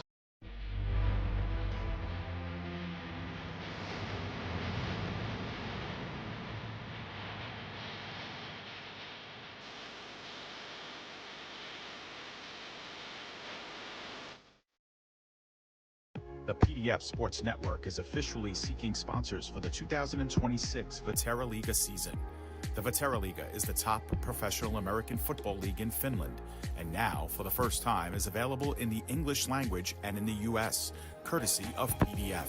Join us as we make history by showcasing the Maple League to a new worldwide audience. Our partnership with the Vaahteraliiga was recently featured in International Business Journal as a groundbreaking venture that in 2025 earned us a Global Recognition Award and a GHP Magazine Award for Best Local Live Broadcasting in the nation. It's time to bring our coverage to the next level and showcase your products and business to local and international audiences. Show your support now by calling us at 732-723-8189 or by emailing pdfsportsnet@gmail.com.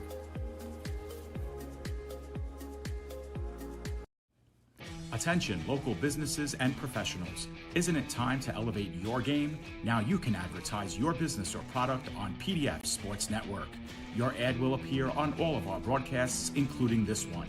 Don't have a commercial? We'll make one for you, absolutely free.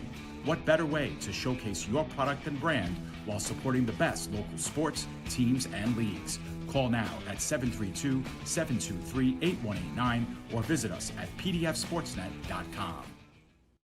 Burgers are better at the Brownstone in Metuchen. My weekend starts with the Brownstone burger, topped with cheddar, barbecue sauce, and a fried egg. Give me the Hawaiian burger. I love the Canadian bacon and sweet pineapple. How do you like your salads? Shrimp, chicken, beef? Stop in and see why families are eating good at the Brownstone in Metuchen. We'll meet you at the Brownstone. We'll meet you at the Brownstone.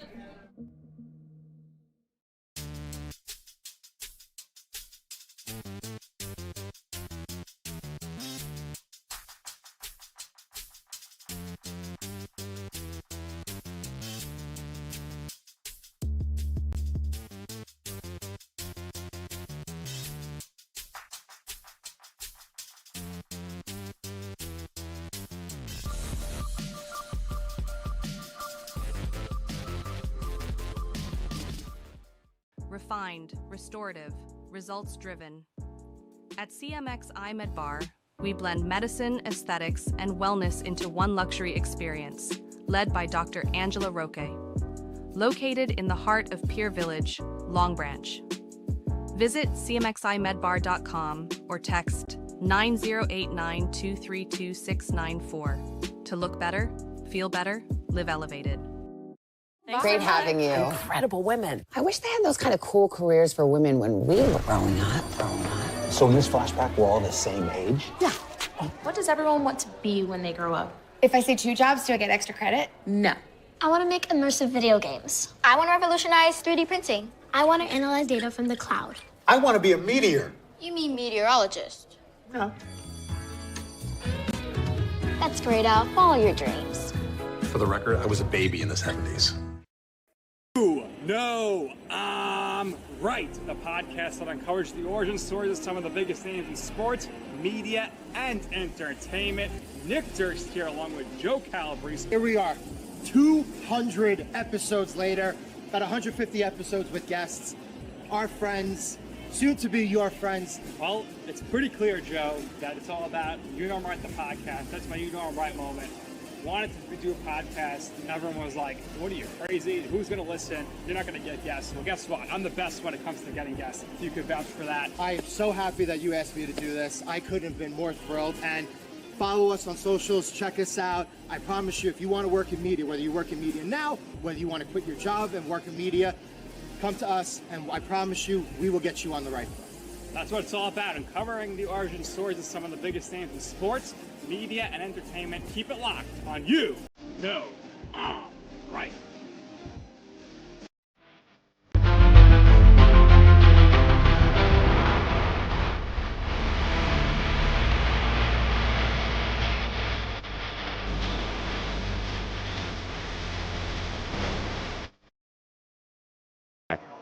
We are back here from halftime, a few minutes away from kickoff of the second half, and it's the Helsinki Roosters down on the scoreboard, 26-13. You know, Joe, we spoke so much about Seinäjoki and Helsinki, how they go into the playoffs and who they'd rather play, given the success that they had against Porvoo, given the fact that they're 0-3 collectively against the Steelers. But if you're Porvoo watching this game, if you're Kuopio watching this game, who would you want to see pull this one out and come to you if you're Kuopio, or, you know, if you're Porvoo, who would you rather lose in this game and face? Well, I think if you're the Steelers, there's going to be that hesitation regarding whether or not you'd like to see Seinäjoki again, because of course we know what the Crocodiles have done visiting Kuopio. That's been problematic for the Steelers each of the last 2 years, and I think you're a bit hesitant to say we really want to face Seinäjoki. That being said, if you asked me who the two teams would have preferred to face ahead of this game, certainly it had to be the Crocodiles. And that's for the simple fact that they've just been trending in a very negative direction since around that week 5 mark. They just have not been the same team that we saw during the first 4 weeks of the regular season. Now, I think if you're the Butchers and the Steelers watching this game right now and you ask them, okay, who would you prefer to face? I think that answer might change, because the Crocodiles have looked as good in this game as they have in a while. That being said, I don't think they've immediately cleaned up everything they needed to fix. I think they've been more balanced in this game, but we've still seen a couple of those drives that have gone nowhere. Quick 3-and-outs where they give the ball right back to their opponent, in this case the Roosters. That being said, their defense has made sure the Roosters have not been able to do much with it.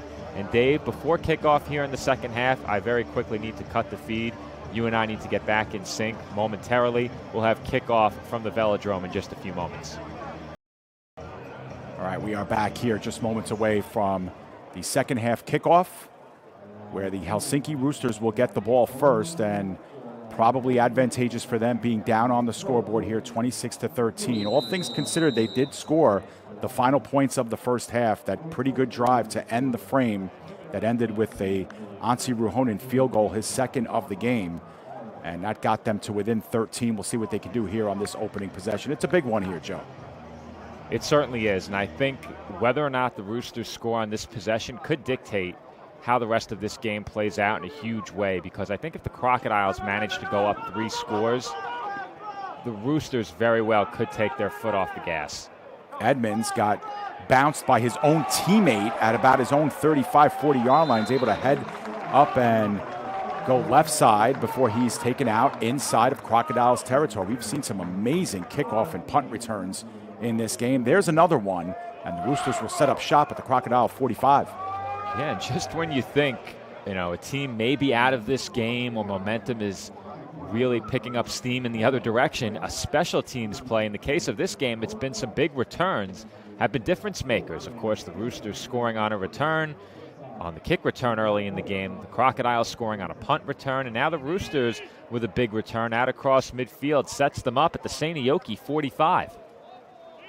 And they'll start with 4 wide receivers, 3 on the near side, but it will be Brock. Same way they kind of started the game. They start the second half, but he pulls forward for only a yard. Kevin Pointer with a good job from behind on Brock to bring him down. Well, we've seen in this game these defenses doing a good job on early downs for the most part, especially the Roosters defense. The Crocodiles have had to work out quite a few 2nd and 9, 2nd and 10, then 3rd and 9, 3rd and 10.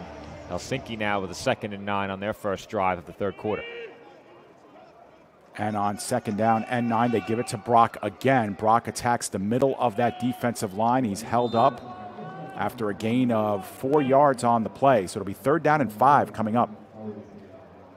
Manageable 3rd down for the Roosters. The question is whether or not it's 4-down territory. And I always bring up that point when it comes to 3rd down, and I think late in the season, as it's the final week, a game that only matters for seeding, I'm probably going for it here if I get any closer than 5 without picking up a first. Yeah, same, unless barring a sack or something like that. Meanwhile, on the sideline, that one too extended, and the shot administered on Edmonds at the very end by Twoko, finishing the play. Edmonds wanted a flag, but that pass thrown too out ahead of him lined him up for Twoko.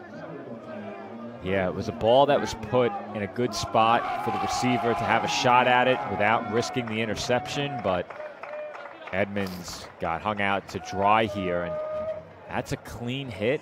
I'm almost a bit surprised that that wasn't flagged, Dave, because he led with the shoulder. It's a clean shoulder first hit, but you'll see that flag for a defenseless receiver more often than not. We got a wildcat formation here with Janssen split out wide right.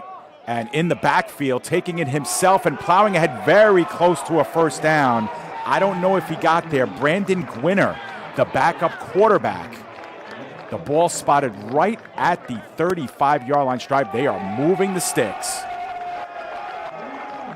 Yeah, I thought they got it in real time, Dave, but boy, was it close. And this is a play that if you're going to run it in a spot like this, you have to feel confident in your backup quarterback's ability to make that read, and the right read was made. The Crocodiles sold out on the handoff, and he's back Roosters there again. Keep the drive going. Yeah, Janssen split out wide right. Gwinner again takes it out from under and the ball came out late, I believe. Nope. Gain of 5 yards exactly. So Gwinner with a little bit of a change of pace. Maybe Helsinki showing a little bit of what they have planned come playoff time. Gwinner just joining the team as a backup quarterback. He now comes out of the game, but a couple of interesting formations there with Janssen out wide right as a receiver.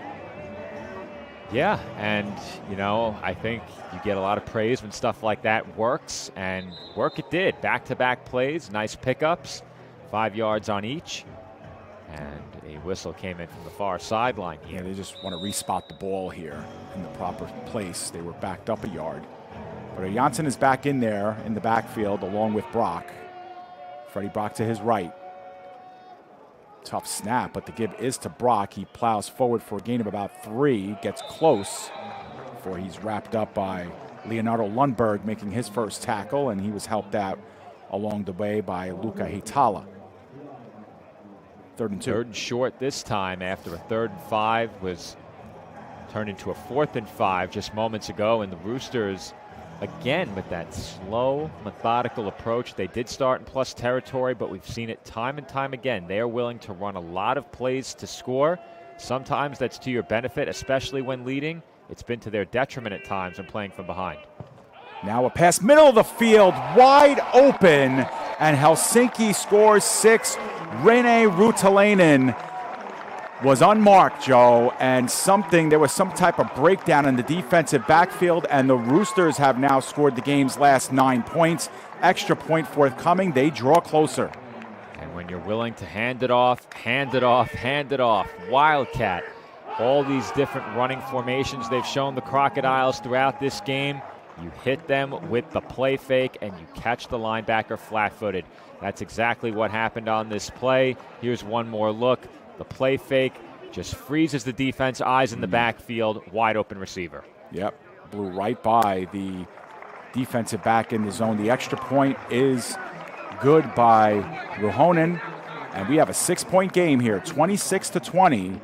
The Roosters on their last couple of drives have put up 10 points, and here we go. We got a game again. It's within one score. Seinäjoki about to get the football back for the first time in the second half.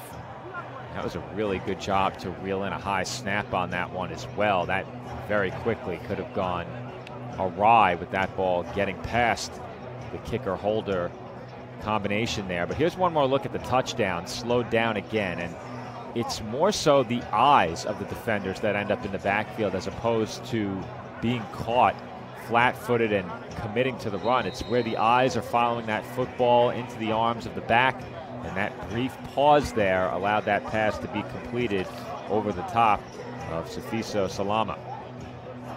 Yeah, so not quite a breakdown in coverage, more so a freezing of the defensive back, and Ruotolainen took complete advantage, blowing right by him, and that's about one of the easier touchdowns that they've hooked up with this season, or Janssen to Ruotolainen. Ruhonen, who's been putting them beyond the end zone here and not giving the Crocodiles a chance to return, will give them a return this time. 25, spinning off one tackler is Janssen. Actually, that was Rantakomi with the return, one of his first touches today, and they're out past the 30 to 32 yard line. That's where Seinäjoki will take over. And Dave, I think we've reached the point in the game now where if there were any question marks surrounding whether or not we'd see these teams go all out to win, those put to bed long ago, but I don't think either team is going to be able to separate themselves enough in this game to maybe think about getting some reps for some backups or having the other team maybe get some reps for backups. We're going to see starters to the finish, and it's been a lot of fun to watch to this point. 2 6-3 teams. That one bounced up in the air, and it's able to hit some turf, and Seinäjoki gets away with one there. Seen a couple of deflections at the line of scrimmage. Good job with the hands by the Roosters. That's one of those where it felt like the ball was up there for an eternity. This ball tipped, it flutters through the air, and you know what? I think more so than being tipped, Fowler just delivered that off of one of the Roosters' defensive linemen, maybe one of his own linemen. Yeah, it looked like it came off the helmet, too, just the way it kind of bounced. Gain of 3 for Blomqvist off the A-gap on the right side to bring up a 3rd and long here. And Seinäjoki needs a big conversion here to prevent the 3 and out. Roosters creeping up to the line here. Will they bring in some extra help against Fowler? They only rush the 4. Fowler with a good pocket. It starts to break down. Fowler on the move to his right. He throws on the run, incomplete. Blomqvist went right off of his hands. That's a good delivery in traffic by Fowler. And Seinäjoki goes 3 and out on the drop ball. And in a game where Seinäjoki has done a lot well and done a lot of good things, this remains the primary concern for me. They've had a lot of drives that just go nowhere. Very quick 3 and out. And that is by no means the fault of Fowler. He put one right on the money, throwing against his momentum across his body, and Blomqvist just couldn't hold on. And remember, this is Twoko now doing the punting, not Maki Maunis. Does a good job, and it takes a really good Seinäjoki bounce, and it's caught on the fly at about the 15-yard line by Aurelian Germany. Actually, at the 18 is where they'll mark it. That's where Helsinki will take over after the 3 and out, and after a very, very successful opening drive of this second half. They have a chance here to tie the ball game with another touchdown drive. And a big difference between Twoko and Maki Maunis on the punts is that Maki Maunis gets a lot more momentum behind that running kick. Not as much for Twoko, so he can get the ball off a bit more quickly, and if he took any longer on that kick, Helsinki was going to block that one. Yeah. They were certainly coming in hot on it. 4 wide receivers. Helsinki now trips to the right side of Janssen. Brock, the lone wide receiver. That one thrown in the flat. Vekamaki trying to make a man miss. Can't do it. Pulls ahead for a gain of only 2 as Tapala makes the tackle. Here we go again, Dave. Early in the drive for the Roosters, and once again, it's a short, quick pass. They are willing to do whatever it takes to move up the field, even if it is at a snail's pace. But as a defense, that can't allow you to get comfortable, because we know that Janssen does throw a great deep ball. Yeah, you have to respect it enough to allow some cushion underneath. But again, if you break towards the ball on some of those, you can get rewarded here. That one thrown in the low zone, but a good job of finding Vekamaki, who's now become the favorite target here in this game over Janssen. That moves the sticks up to the 33-yard line. And we've seen it time and time again. Akano so good at tipping passes. That time he dropped back into coverage, nearly got his hands on it, but Jansen's able to put it over his outstretched arms and complete that pass for a first down. So Seinäjoki continues to work the clock and the ball up the field. 15 yards on those first 2 passing plays. And Janssen goes back. One-step drop. Vekamaki, this time on the right side, pulls forward and should have enough for another first down. Helsinki offense really building momentum here. And I was talking near the end of that first half about Seinäjoki potentially going ahead by 3 scores and maybe putting this game away when they led 26-10. They concede the late field goal. The Roosters come down the field and score a touchdown early in this third quarter, and now they're driving again. And it will be Brock this time. Change of pace with the run game. Bounces off one tackler and put down by Akano at the 47-yard line. So he'll pick up a 4 on first down. Tuoko was in on the stop as well. But you saw on that last play, Joe, the Crocodiles starting to creep up a little bit closer to the line of scrimmage, the defensive backs, that is. So, you know, that deep ball will be there. The more you get the Crocodiles to cheat up, because you know you're starting to work the periphery, eventually, you can see it at the bottom of your screen here, just how much press coverage there is. And they work it out in front, and that time a big loss on the play as Pointer was there to meet Brock as soon as the catch was made at the original line of scrimmage. It'll be 3rd and 9 coming up. Well, that's one way to combat these quick passes. You come in and immediately tackle the recipient of that pass out of the backfield. No chance for Brock here. Great play by Pointer. He diagnosed it from the defensive end position and came over to make that tackle.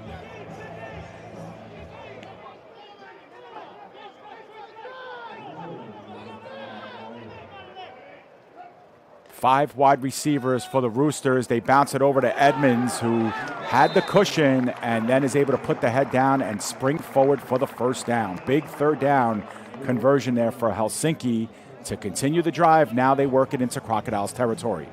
That's way too easy, Dave. And this is a very similar route concept to what we saw get intercepted at the end of the first half by the Crocodiles. That time they felt like we didn't need to play that short, quick pass, and Janssen took advantage. The give to Pyöräinen. Pyöräinen makes the first wave miss and pulls forward, spinning and twisting for 7 yards on first down.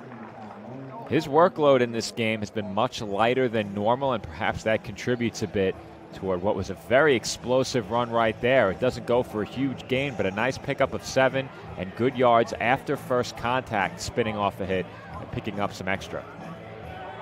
Sets up a 2nd down and 3, where maybe if you're the Roosters now, you could take that shot that you're looking for on 2nd and short. Only a matter of time.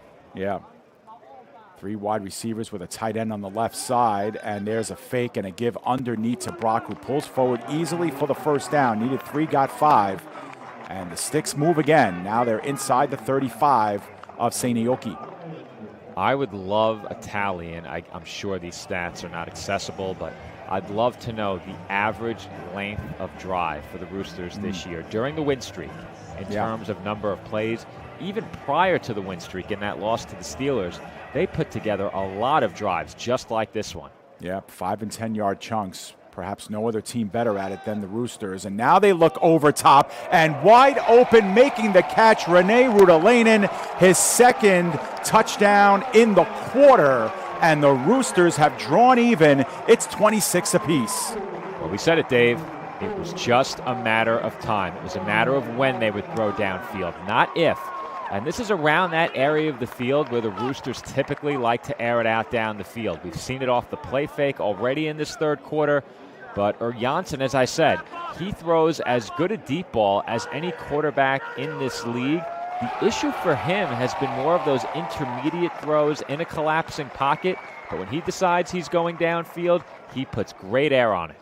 Ruhanen looking to stay perfect on the day, and does. He's 3 for 3 on extra points, 2 for 2 in field goals. And the Roosters, who saw themselves down by 16 late in the first half, have now pulled forward by a point, 17 unanswered, and they lead 27-26. As they take the lead, we get one more look at that Helsinki touchdown, a bit slowed down, and that's just a perfect ball, hitting his man in stride over the top of several defenders in green. And if you're Helsinki, you've rebounded from 26-10 in the best way possible. 3 scoring drives. The only thing they could have done to make it better is a touchdown to end the first half instead of a field goal. But given what preceded that field goal, to turn the pick six into another possession and a scoring drive, you'll take that after conceding the points to Seinäjoki. And now you lead it in the third quarter, and I think they're starting to feel like a trip to Kuopio is a very real possibility. Yeah, and if the Roosters win this game and travel to Kuopio, it would be the first time in 3 years that we have a different playoff pairing matchup. You know, the last 2 years it's been Helsinki against Porvoo, and it's been Seinäjoki against Kuopio. And in the Porvoo-Helsinki series, the home team has won both games, and obviously in the Seinäjoki-Kuopio series, it's the road team that has won both games. It happens to be Seinäjoki winning those 2 road games. But another short kick at the 25-yard line taken by Rantakomi to the 35. Still no whistle, and forward progress gets him right on the lip of the 40. But yeah, you know, 2 years ago, Joe, Helsinki had that great season where they won the Maple Bowl championship. They hosted Porvoo and smoked them out of Helsinki in a one-sided affair. And then last year, Porvoo returned the favor in Porvoo against Helsinki. Those were the last two meetings between those two teams. And of course, we know the history between Seinäjoki and Kuopio in the playoffs. Seinäjoki winning twice, including that thriller in overtime last year. Yeah, and I think we'll talk a bit more about those playoff matchups once they're set in stone, but I'm intrigued to see the differing matchup this year. Yeah. And up the middle, Blomqvist with a second effort and carrying a player with him. Going along for the ride was Veikka Lehtinen, and that's a first down with a gain of 11 there on the first down. That's the first down of the half for Seinäjoki. It comes late here in the third. They give again to Blomqvist, and he plows forward for a gain of only 2 this time.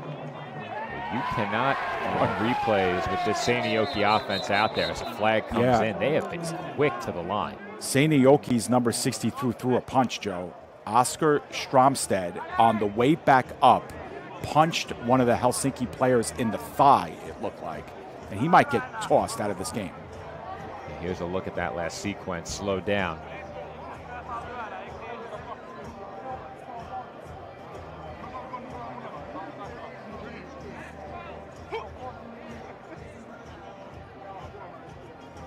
Yeah, it was a punch to the elbow, and everyone saw it, so he's probably ejected. It isn't much. It really isn't much.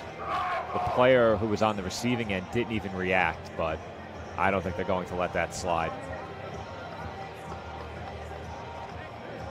No ejection. No ejection. That's his first personal, and it'll be only that. But it will back them up 15 yards after a 2-yard gain, so we're going to be looking at a second and very long coming up. And those are the kind of things that make you mental if you're Jamie Hill and the Crocodiles. Remember, Jamie Hill served a 3-game suspension for some of the antics following that Porvoo game that got him ejected from that game. Part of this like Jekyll and Hyde season for Seinäjoki, and that's an ill-advised penalty on a drive that you get your first down and now you go backwards 15 yards. You talked about their inability to get out of these holes here in the past. Second and long, Fowler, this time with pretty good time now, dancing in the pocket, looking for someone to show. Drops one off. Rantakomi makes the catch. It's a minimal gain, a gain of about 5 yards, but a decent option there for Fowler. But it's going to be a 3rd down and 17 coming up. Yeah, 3rd and 17 is better than where they began ahead of that play, but they've just had such a problem creating openings down the field unless Fowler extends the play an inordinate amount of time and heaves one up. And now, good pocket again, middle of the field. That's a great catch by Virtanen in traffic. There's a flag down late, and Virtanen on the extra effort pulls forward for the 1st down, and we'll see what the flag is all about. It was thrown at about the 40-yard line of Helsinki on the far side of the field. Well, I truly am the commentator's jinx, aren't I? Oh, they finally find a quick opening down the field, a great pocket for Fowler and a big completion. It's going against the Roosters. To say this is against the Roosters. It's definitely. I just saw the play in real time, Joe, and the wide receiver got wheelbarrowed on his route. They went down low to get him. Wow. It's against the offense, Joe. Wow. Now we'll run that back. Let's see if that impacted the opening down the field, if we can catch it. I don't see how this was against the Crocodiles receiver. I don't. If that's, look at the replay at the top of your screen. I don't know if you've shown it already, Joe, but I don't see that. It's running again right now. I don't know how that's against Seinäjoki. Yeah. And again, if that's where the flag was thrown in question, and certainly it was thrown on the far side near the top. It had no impact on the play whatsoever. And how this is against the, I don't know. Unless, he reached forward. But, this is a 3rd and 33 is coming up. Goodness gracious. Looking out in the flat at first, and now on the run, Blomqvist makes the catch. 50, 40, 30, Blomqvist, he is gone! Seinäjoki takes the lead. Well, that was improbable, wasn't it, Dave? But don't call 3rd and 33 impossible. Oh, my goodness. It begins with a low snap. Fowler able to reach down and recover it. He wanted to throw out of the backfield. It's not there, but Blomqvist gets behind the Roosters defense and then outruns the entire secondary. Seinäjoki back to life with that score, and they have the lead. It's almost like Seinäjoki can hear us, Joe, when we start to doubt them and their inability to get themselves out of a hole. Way. They're like, we'll show these two, Yankees a thing or two about who we're about. These two know-nothings. And the extra point is good by Tuoko, and they have got themselves a 6-point lead again. 33-27 is our score in this back and forth affair, and we wouldn't really have it any other way. I mean, the Maple League games that we have been covering on our Game of the Week have been really like this, especially in the middle of the season for like 4 or 5 straight weeks. This has been nothing new to us, and it's just a testament to how these teams have been matched up all year. And we got another exciting one here as we count the seconds down here in this 3rd quarter. Would you call that another play improvised by Fowler? Because I think so, yeah. Yeah, so again, they've managed to create big plays that way. Now, he didn't create the inordinate amount of time that I mentioned before where he's able to scramble for 5 seconds plus and then find a receiver open, but he bought some extra time, stepped up through a collapsing pocket, was wise to hold on to that ball rather than throwing it hot, and that extra waiting and hesitation allowed Blomqvist to get behind his defender, and it is shocking to me that no other Rooster was there to tackle him. Playing it on one bounce was Edmonds, and now he reverses it to Brock. Brock clears the 30 and is strung out of bounds a little bit past the 40-yard line, so the Roosters will take over on their own side of the field, but with good field position. Yeah, Joe, I think in that play, at the very beginning of that play, I think maybe it was designed for Blomqvist just to kind of get one out in the flat, but once he felt like that pass was going to be put in danger, Blomqvist kind of like flared out a little bit more, and he was able to kind of lead him up the field, and the pass was perfect. Blomqvist then had a world ahead of him, and give credit to the Crocodiles down the field blocking as well. Just a perfect play, no flags too, and well executed there by the Crocodiles. And now the other way, Helsinki down again on the scoreboard. They start off with the run, and going ahead for 3 is Brock, who's been very busy in this one. Freddie Brock wearing number 25, taking over for D'Angelo Durham, who wore 25. Another one of those non-EU players who's having a really great season before his season-ending injury. We got a lot of production from number 25 this season. 2nd down and 7. Janssen, 0-step drop, looks out to Veikkamaki. Veikkamaki turns up the field. He lost the ball late, Joe. He lost the ball late. Seinäjoki saying they have it. They haven't made an official ruling yet. They did point Seinäjoki's direction. 1st down, Crocodiles at their own 45. I'm sure you're going to give us another look at it, Joe. Was that knee down? Because as soon as that knee touches the ground, that ball should be dead. But we'll see it. Getting my second look right now. Nope, the knee is not down. The ball just came out before that knee contacted the turf. A good call by the official. And Seinäjoki's defense makes another big play. They had a 4th down stop earlier, the pick 6, and now a forced fumble to give the ball right back to their offense, fresh off the touchdown on a 3rd and 33 completion. Seems to be something going on with the chains at the top of your screen. There might be a kink up there, and that's the reason for the official timeout. Now they get it worked out. But the Crocodiles take over at their own 44-yard line, up by 6. They led by 13 at the half. They saw that lead evaporate, found themselves down by a point, and they got back up on the scoreboard via a 3rd and 33 conversion just a few moments ago. Now they get the ball back. 3 wide receivers in the game, but the give is underneath to Blomqvist. Blomqvist gets to 2nd level, and it gets bounced down about 2 yards, 3 yards shy of the 1st down. 7 yards on 1st down for Blomqvist. This game has had about as many momentum swings as you can through 2 quarters plus, and now Seinäjoki, after squandering a 16-point lead and falling behind by 1, has a chance to go up 2 scores here with just a field goal, and you would suspect that another Crocodiles score might send us to the 4th quarter if we don't get there sooner. Well, there was 3.5 minutes left in the 3rd when the Roosters scored their touchdown, Joe. So I think they're going to pick up the ball. Yeah, they're going to pick up the ball here. We are through 36 minutes of play. Seinäjoki takes a 6-point lead into the 4th quarter. And if it's anything like the 4th, if the 4th is anything like the 3rd, we're in for a wild finish here. Certainly, and it's been a really entertaining game. That's par for the course, though, in our Game of the Week series this year. I think we've had, now this is game 12. I would say at least 9 of the 12 have come down to the very end, closing minutes. I don't think we've had a game that has been decided entering the 4th quarter more than twice, maybe 3 times all year. So that's good news for us as broadcasters, and I think this game now has taken on a bit more meaning with how much each of these teams have put in to combine for 60 points through the first 3 quarters. It seems like both of these teams have their sights set on Kuopio. At different times in this game, it's looked like either side could run away with it.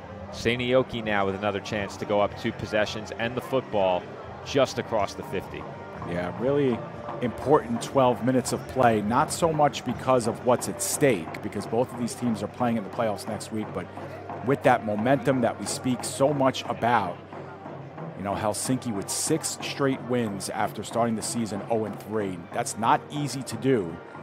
And, you know, Seinäjoki 6-3, you know, they've lost 3 out of their last 5, Joe, but, you know, no team has played more games against playoff teams than Seinäjoki. You know, they played Porvoo twice, they played Kuopio twice, and this is their 2nd game against Helsinki. And if they win this game, they go 3-3 in those games, Joe, which is, you know, it's 500. It's nothing to really be awestruck about, but that's not bad considering, you know, you've played 6 games against playoff teams. You know, Porvoo, I think they finished 3-2 against playoff teams. They've had 5 games. Kuopio, I think 3-2 in their 5 games, right? They lost to Porvoo. Actually, they lost to Porvoo twice. They beat the Crocodiles twice. Yeah, so they finished 3-2 against playoff teams. And Helsinki, if they lose this game, they're only going to go 2-3 against playoff teams. So, Seinäjoki, for their difficulties, seasoned. Let's put it that way. The option there, we're going to have a flag that is thrown against Peltokangas defensively.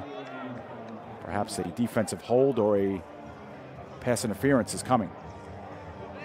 Dave, very quickly, I was going to bring up the point. The Roosters, if they don't win this game, are 1-3 against playoff teams. Yeah. Their only win would be that come-from-behind victory over the Butchers if they lose this game. Right. Yeah, good point. Yeah, because they only played Kuopio once. Yeah, and lost, and then they would have lost both games against Crocodiles, right? So they'd be 1-3. Yeah, and I think the big concern for Helsinki then becomes, how much did the winning streak mean when 5 of those games are against teams that did not win more than 3 games? Right. Yeah. Food for thought. It's almost like they almost need this win to make that winning streak really hold up. Blomqvist got tripped up originally, was able to plow forward for 1 or 2 after the automatic first down given the pass interference called, and they'll have a second and long coming up.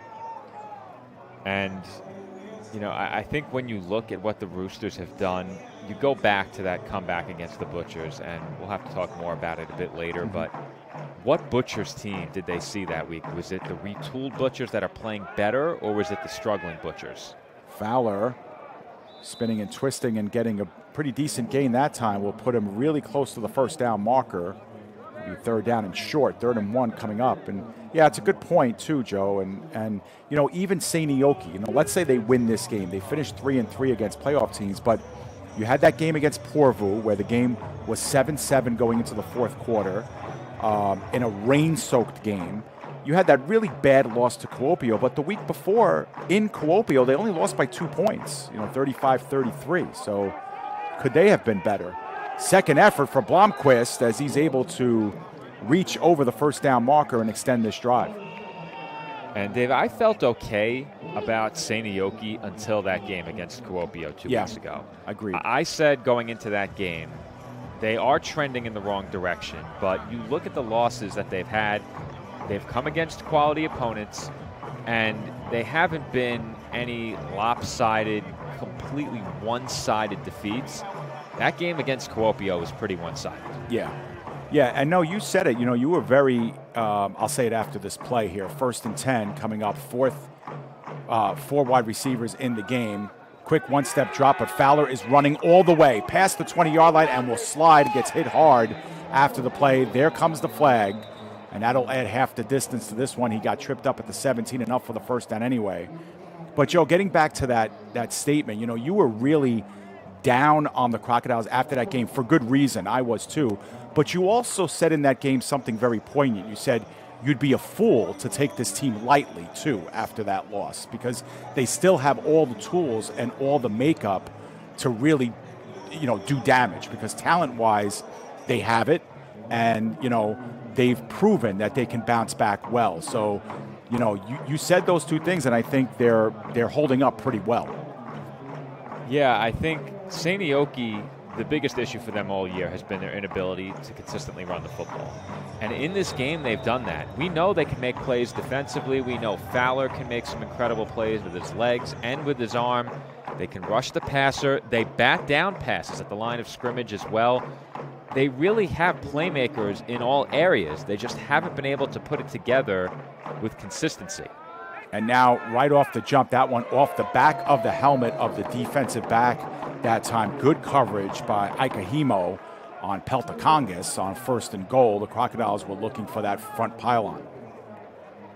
Yeah, they had a chance there, but the coverage was so good that even with what looked like some late contact, they did not throw the flag. Here's one more look at it.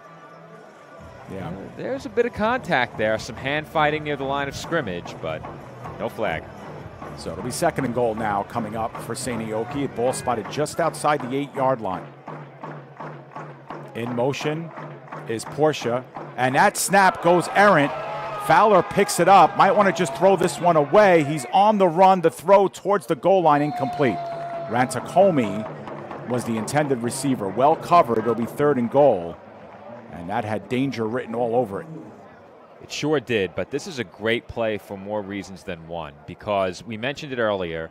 Maki Maunis, injured, probably not available to kick again, hasn't kicked since the injury. By getting that ball, you get the chance to throw it away and take a net 0 on the play. Also, it seemed like Fowler may have had a chance for a completion for a moment there, but tight coverage, not a lot of room. 3rd and goal coming up. 3rd and goal in tight quarters here. Good snap that time. Fowler steps up in the pocket. He's going to run. He's got the 5 and is putting that ball over the pylon. Touchdown. What an effort by Fowler to get there. And Seinäjoki has grown their lead. It's now 39-27. And if you need an example of a reason why you should not take this team lightly, there it is. You know, it's come seemingly at the best possible times. When they need a big play, Fowler just finds a way to make something happen time and time again for this team. We saw it early in the season against Porvoo, and we see it again here in this matchup with another playoff team in Helsinki. Tuoko, who's been perfect since coming in on these extra points, drills another one. That one is good, and it's a 40-27 lead. So they saw a 16-point lead evaporate. They fell behind by 1. And since then, 14-0 in favor of Seinäjoki, and they have grabbed themselves a 13-point lead. And I said it early in the 3rd quarter, Dave. The way the game was trending, it seemed like the Roosters could begin to feel a trip to Kuopio on the horizon. The Crocodiles said, no thank you, we want that trip to take on the Steelers for a 3rd straight year and now lead by 13. However, this is a very similar position to where the Roosters found themselves against Porvoo, and improbably they came from behind to steal that game in the closing seconds. So don't change the channel on YouTube. Stay with us. This game is not over. No, absolutely not, especially with Helsinki receiving this ball here. They'll have a lot to say offensively. But wow, what a swing. Both times in this game, we've seen both teams really with full momentum at times. This is a short kick. It bounces at the 25, and Edmonds catches up to it at the 20, makes a move, dances on the hash marks, now cuts it up the other way, and is out past the 45-yard line. So Helsinki will set up shop in good field position.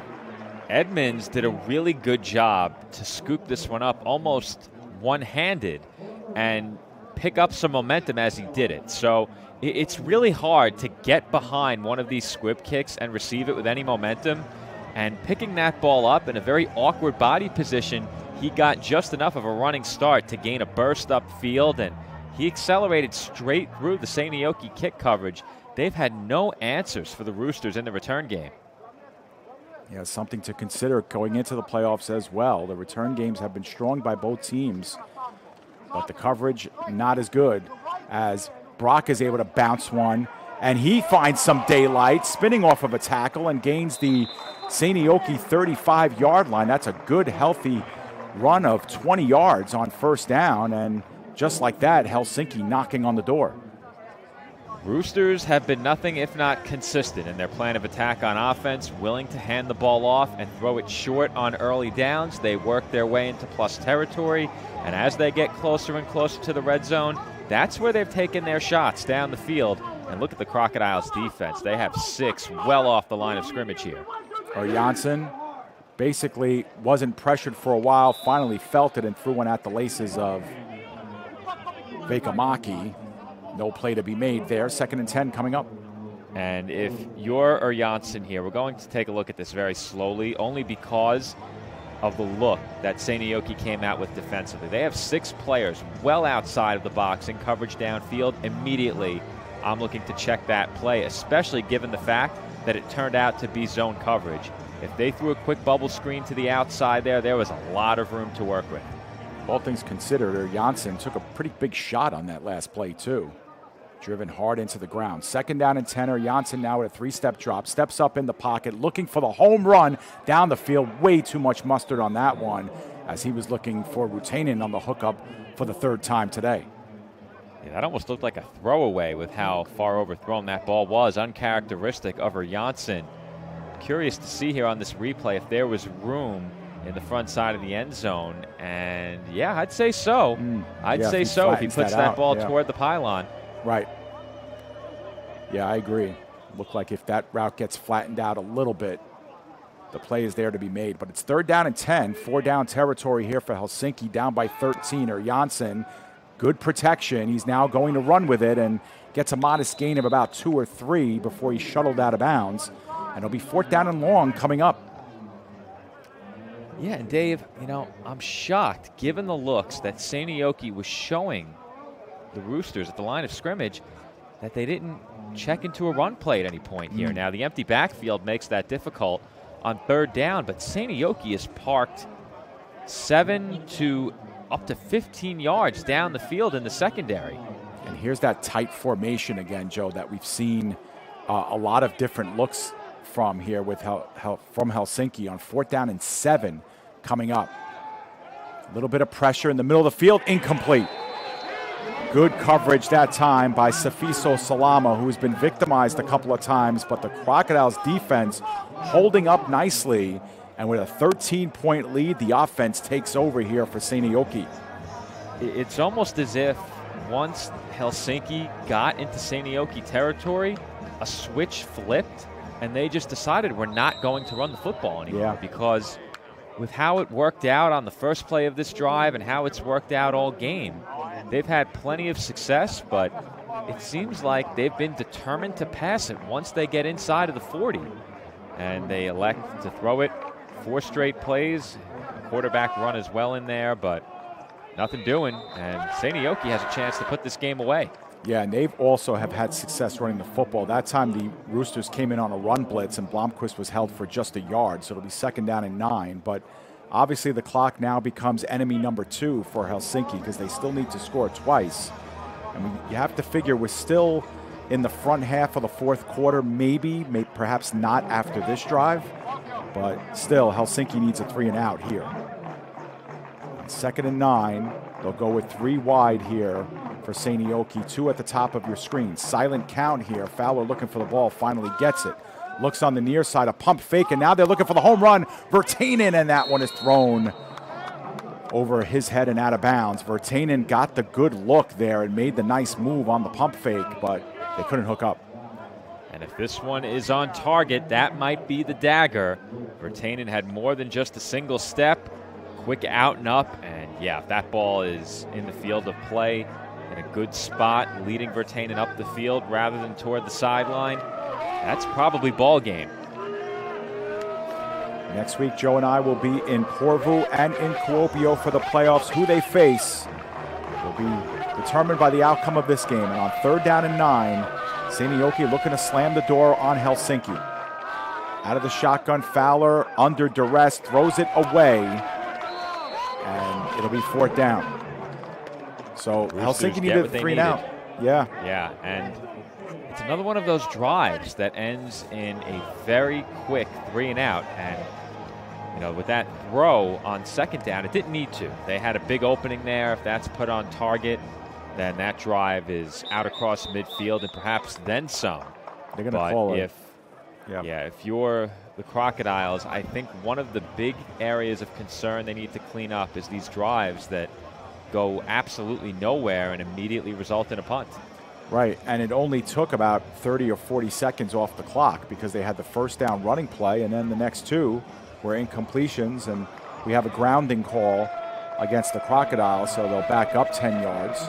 Obviously, the loss of down, so Seinäjoki still has to punt, and Helsinki will get the ball back in pretty good position. And remember, Tuoko is now the punter of record as well, so these punts have been a little bit adventurous too during the season for Seinäjoki. So mission 1 is to get it off. Mission 2 is to try to hold them to about the 50-yard line here if they can. There was one thing that could open the door for the Roosters quickly. It's a punt that puts them in plus territory to start, and they certainly have a chance for that here.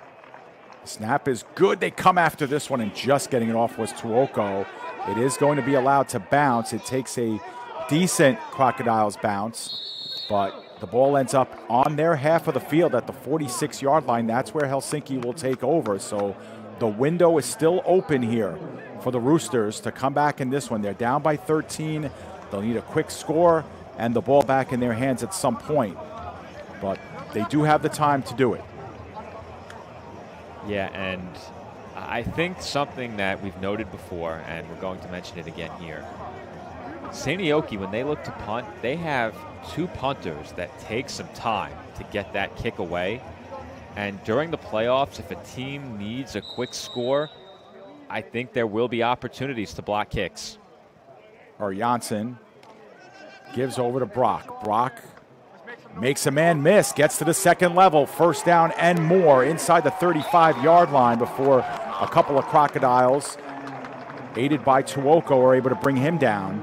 But the Roosters got to hustle a little bit here. They are taking their time here. Muddle huddle. Needing 2 scores.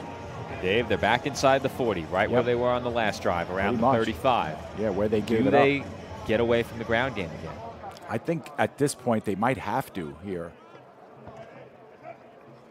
But with that said, they give it over to Brock. Brock up the middle. First down and more. Inside the 15 and bounce down just outside the 10. Safiso Salama with the touchdown saving tackle. And they showed us again right back to the ground game, and it almost went for 6. Well, I didn't think they should have stopped running before. And with the look Seinäjoki is showing you, you have to hand the ball off or throw a screen. They are backed way off. That changes, of course, now with the defense closer to the end zone, but they showed them that look on the last drive. A ton of room. I'm surprised they didn't hand it off before. I think it's good for them there that they did. 4 wide receivers, trips right. They look in that direction on the slant and almost intercepted. They read another one perfectly. And stepping in front of that one was Artu Tapola, and if he grabs it, he could be going the other way. Yeah, Dave, and it seems like Janssen is plagued by the trap of occasionally predetermining where he's going with the football. He gives it a very brief look off, but that's not long enough to fool these pros, and that probably should have been 6 the other way. 2nd and 10 from the 12. Janssen looking middle of the field. The throw made incomplete. Vekamaki, the intended receiver, bearing down on him well was Salama again to break that one up. It'll be 3rd and 10 from the 12. My question is, how much time is left in this game? Yeah, well, it can't be much if the Roosters got away from the run again. I feel like the way they've run it, the last couple of drives, 3 huge plays on the ground, and now they've gone right back to throwing it every day. Well, we haven't hit the 2-minute warning yet, obviously. The Roosters do have all 3 timeouts left, but they need a play here. They can get the first down without scoring. They need the 2-yard line to yield another first down. The give to Brock. Brock off tackle left, gets stood up at the 8-yard line. Good open field tackle by Heikkila. It'll be 4th down here. Obviously, Helsinki has to go for it. They need 6 for the first down and 8 to score. Yeah, it's a big play in this game that could decide whether or not they have a shot to win it. Yeah. Well, if they don't convert here, then I think it's ball game. And they go back to this tight formation, Joe, where they've looked in the middle of the field here on these plays.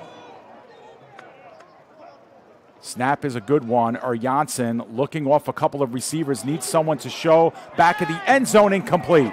And the Crocodiles make another stand. They will take over on downs. And with a 13-point lead and the clock winding down, that could have been the ball game for the Roosters. Yeah, I would think it is, unless they can come up with a big special teams play on a blocked kick. But when this play breaks down, look toward the back right corner of the end zone right here. I think that's your best chance. Edmonds is open, and underneath as well, a receiver wide open right in front of Janssen. I think that's a walk-in touchdown, and he simply didn't see it. If there's one weakness in his game, I think it's his ability when the play breaks down. He's not the most mobile, and he's good at buying time. Great footwork in the pocket. Once you force him out of it and get him moving, not quite the same. Blomqvist now up the middle. We'd expect a lot of this here on this drive. Pulls forward for 3 or 4. And Seinäjoki can whittle this clock down, although now we have some injuries here as Rudalainen is getting up very slow. Pisto also got up slow for the Crocodiles, but he's back on his feet.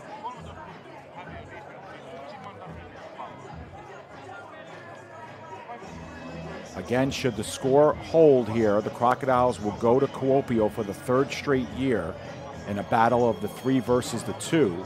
And in a battle of the 4 versus the 1, Helsinki would go to Porvoo for the 3rd straight year as well.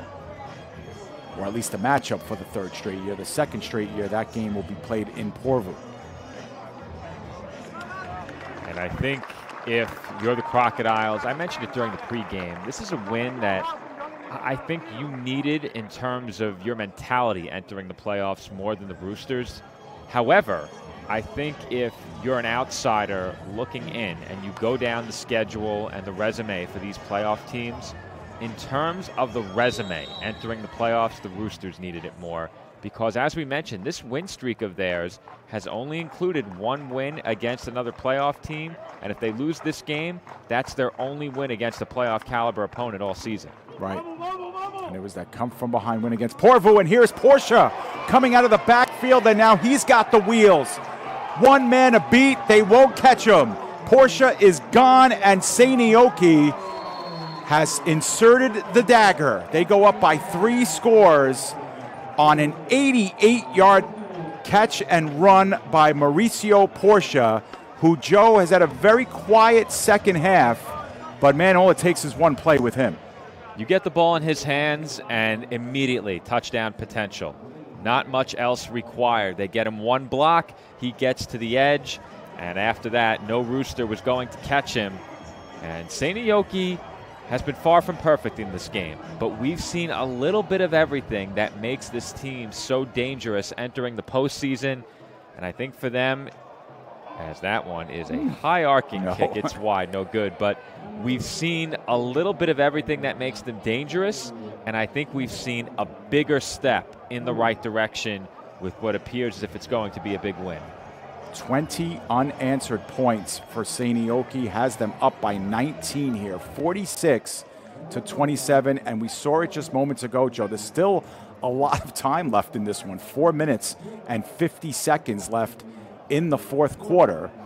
Enough to get 3 scores if you're Helsinki? Probably not, but there's still some time left to go here. I thought we were well under that. And, you know, Dave, I said it before, it seemed like they were calling plays as if they were in a bind with time, but they really weren't. Yeah. I'm not sure why the Roosters got away from the ground game. And, you know, it seems, I'm sure listening to us now for a full season, that you and I are a bit partial to the run. But when it was working as well as it was for Helsinki, I just don't know why they got away from it in a situation where a touchdown brings you to within a score and maybe gives you a chance to win it if you get the ball back. Yeah, and especially given how successful the run game has been. That's really been the difference. Exactly. And, you know, they've opted. We've said the same about Porvoo this year. Yeah, true. Yeah. So, Tuoko, short kick at the 35. It's taken by one of the up men, and some good moves to get it past Seinäjoki's side of the field, and that's where Helsinki will set up again. So certainly the Roosters can't complain about field position here in this second half, or at least in this 4th quarter. They have started every drive from Seinäjoki's side of the field. Yeah, the Crocodiles defense has had to defend quite a few short fields. And it seems like for Seinäjoki, their offense in this game has been either boom or bust, touchdown or 3 and out. It's been a whole lot of that throughout this game. Yeah, and I think they're at 7. They're at 7 touchdowns, correct? And they've missed 3 PATs. Yes. And 1 came on special teams. So 6 offensive touchdowns. Well, defensive one they had 2, Joe. Right. Forgot about that one. And that one was fumbled on the snap and goes backwards 7 yards or so. But yeah. Victor Jansson's out of the game, Dave. Oh, yep. Yeah, so it is Rasmus Lalo back there. The other starters seem to be still intact at all the talent positions. I think playing running back now is Karila. But other than that, the wide receivers, it's Maxim Karila in the backfield as well. Receivers stay as the starters. Karila gets the handoff, plows forward closer to the original line of scrimmage, about 3 yards shy of that. It'll be 3rd and 13 coming up. But yeah, it looks like the Roosters have conceded here, down by 19 late stages of the fourth, and Helsinki will prepare themselves for Porvoo next week. And the thing is, Joe, Helsinki went into Porvoo. That's their one win against the playoff team.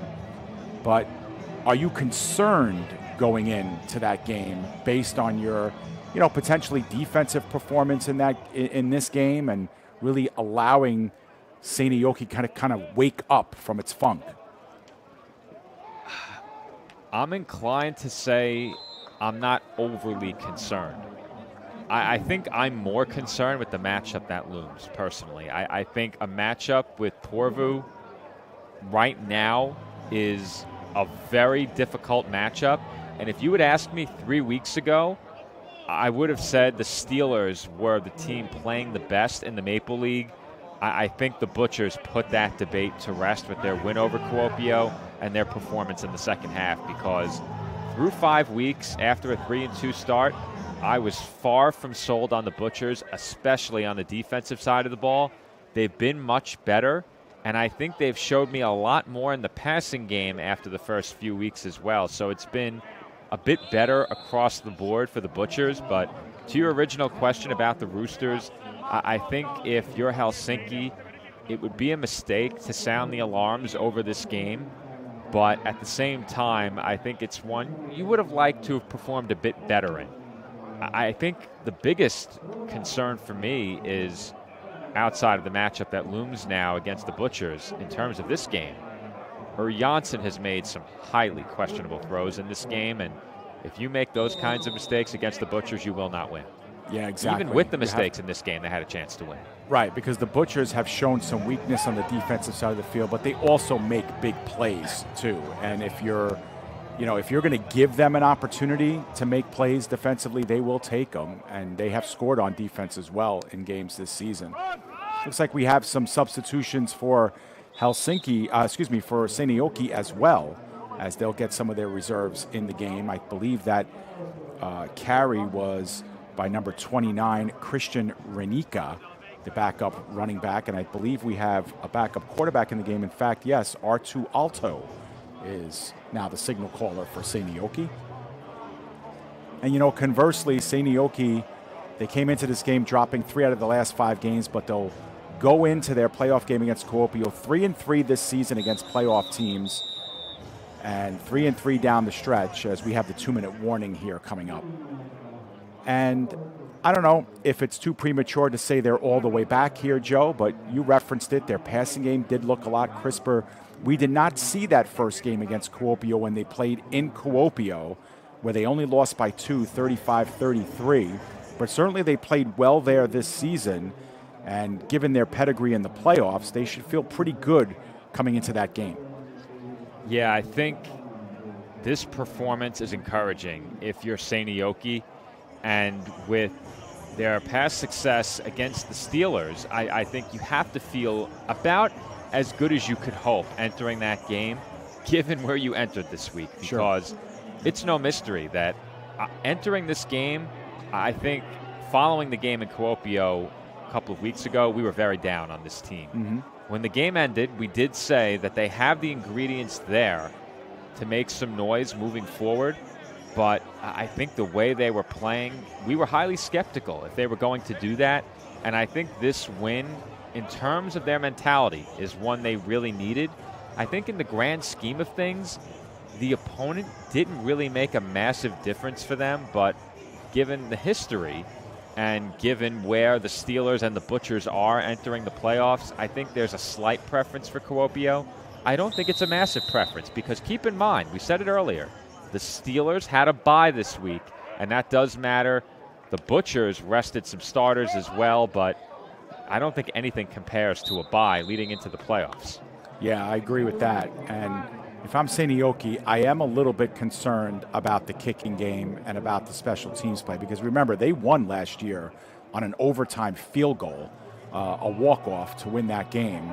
And that has been a weakness of their team, and especially if Maki Maunis is injured for the playoffs. Even the kickoff game, if I'm Kuopio and I win the coin toss, I'm probably electing to receive because I know I'm going to get the ball in good field position. And even if I have to punt on that first drive, I'm now playing the field position game with Seinäjoki. So, that is a concern for me going into that game, as big hit off the catch by Janssen. I believe that's his first catch of the game. It will not be enough for the first down. So on fourth down, they'll have to probably punt here with the clock winding down if they need to run another play. I think they need to run one more. Yeah. But that'll be our matchup.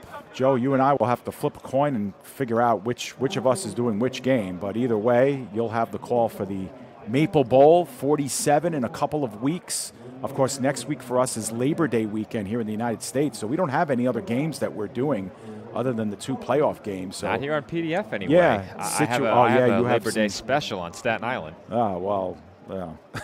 Yeah. Oh, I'd rather the PDF games. Oh, boy. Not to talk down about my employer, too, but I think the more exciting stuff is going on in Finland, about 4,000 miles away. Yeah, I'd be inclined to agree. But they're professionals in Finland. We're covering the collegiate game. That's a step below. Right. But it works out pretty nicely as far as a PDF, anyway, schedule, because we don't have anything planned there. So that'll be our showcase for next week on Labor Day weekend. We'll celebrate football in Finland. And then in 2 weeks from now, our schedule picks up here locally. And then we'll have, of course, Maple Bowl 47, which will feature 2 out of the 4 playoff teams that we will see next week. And doesn't matter what the matchup there will be, any one of the combinations, we're due for a good one because, man, these games that have been played between the top of the table teams have been really good to us as broadcasters. They've been fun games to watch, unpredictable, wildly unpredictable. And Joe, you and I during the week, we sometimes, make lines for these games or under-overs, and we kind of with each other talk about that. But yeah, they can go any way. You might have a pick'em game at that last week of the season. Through the middle, that'll be enough for the first down, and I think from here, Seinäjoki can either take a knee or we will be done with this one. They do have to stop the clock to reposition here, but Seinäjoki takes 2 of 2 from the Roosters this season. I'm sure the Roosters are going to appreciate not having to see Seinäjoki in the semifinals. And it'll be Seinäjoki going to Kuopio next week. The Roosters will go to the defending champion, Porvoo Butchers. We have gone final. Who could have predicted this final score? 46-27. The Crocodiles on 20 unanswered points come back to win on the road. They finished the season 7-3, technically tied for second place with Kuopio, but of course, by virtue of their record against the Steelers, they finished as the number 3. The Roosters in sole possession of 4th place. They finished the season 6-4. Yeah, and I think, like we touched on during the pregame, this win meant a lot for Seinäjoki in terms of their mindset entering the postseason. It has really been a roller coaster of a second half for them after the 4-0 start, but a quality victory against a team that they've matched up with so many times before. They've met in a Maple Bowl. As you said, they meet twice a year. They sweep them in the regular season series, so that gives you an extra bit of confidence should you meet the Roosters in the Maple Bowl as well. If you're Helsinki, like I said, toward the end of that 4th quarter, I think it's a mistake to sound the alarm bells following a game like this, but there are some things that stood out to me as cause for concern, particularly the throws by Janssen. He probably should have been intercepted 2 or 3 times in the game. He was intercepted just once. That went for a touchdown. But you said the kicking game, problematic for the Crocodiles. They lost Maki Maunis, and Tuoko stepped in and did a good job, both as a punter and a kicker. However, those punts for Seinäjoki do take some time to get off, and I think that opens the door for some issues on special teams during the playoffs beyond just field goals and beyond extra points. So that's something to watch. However, I think the Seinäjoki offense played what was probably their best game since the 5th week of the season. I think that's fair to say. We haven't covered some of the games in between, but in the games we've covered anyway, this performance was by far their best. since week 5 on the offensive side. And once again, their defense did a pretty good job as well. Keep in mind, the Roosters had a return touchdown, and they had plenty of massive returns that started them in plus territory. So I think Seinäjoki's defense deserves some of the credit in this game too, but the number that's going to leap off the page is 46 for the offense. Yeah, regardless of the final score, I think both teams showed us good signs that they should feel pretty good going into the playoffs, obviously the last month of the season as well, especially considering how the Roosters finished. 3 straight losses to start the season, then 6 straight wins. They'll take a loss in this one, but they finished 6-4 and in the playoffs as well. Any one of the 4 teams should feel pretty good about their chances of lifting a Maple Bowl trophy at the end of this season, but these 2 teams will have to do it on the road next week. They fight so hard during the season to get that first round home game. We'll see if it pays off for Porvoo and Kuopio. Joe, final thoughts before we break off the regular season portion and get ready for playoffs next week. Well, I'm intrigued by the matchups. I did say earlier in the broadcast that I was looking forward to the potential of some new playoff matchups, but I think when you have the kind of storylines that you do with each pair of teams having met the last couple of seasons already, it opens the door for another chapter of history to be written next week here on PDF. The Roosters trying to get over the hump against the Butchers, a team that they beat earlier this season. It's a different-looking Butcher squad, however, from what we saw when they faced the Roosters back in Week 5. So I think if you're Helsinki, there's definitely a tough matchup looming ahead, but one that I think is going to be a good game. I don't think the Butchers are going to run away with that one by any means, regardless of what the score was here in Helsinki this afternoon. And for Seinäjoki, I think you got exactly what you needed out of this game, a win to close out the season, and a decisive win at that. The matchup that has been so good to you the last couple of years, of course, that thriller last year was arguably Game of the Year on PDF, and I think that's a matchup that brings with it a lot of intrigue. Seinäjoki and Kuopio, a game that's delivered in the past and one that I'm looking forward to calling again next week. All right, so that'll do it for us here. The regular season is finalized here in the Maple League. Of course, we will see you next week for playoff action. We don't know what time and what days those games are going to be played on, but of course, we will adjust our schedule as necessary once the announcements are made there. So keep it tuned in to our social media pages. Keep it tuned in to our YouTube page for the announcement of the game days and times of our semifinal tilts between Porvoo and Helsinki, and of course Kuopio against Seinäjoki. That'll do it for us here. We thank everybody on the ground in Helsinki, Kepit Systems for getting us the feeds all year long. For my broadcast partner Joe Foreman, I'm David Pizzuto, wishing you a great rest of the weekend. Once again, your final score here, Seinäjoki 46 and Helsinki 27. Have a great weekend, everyone.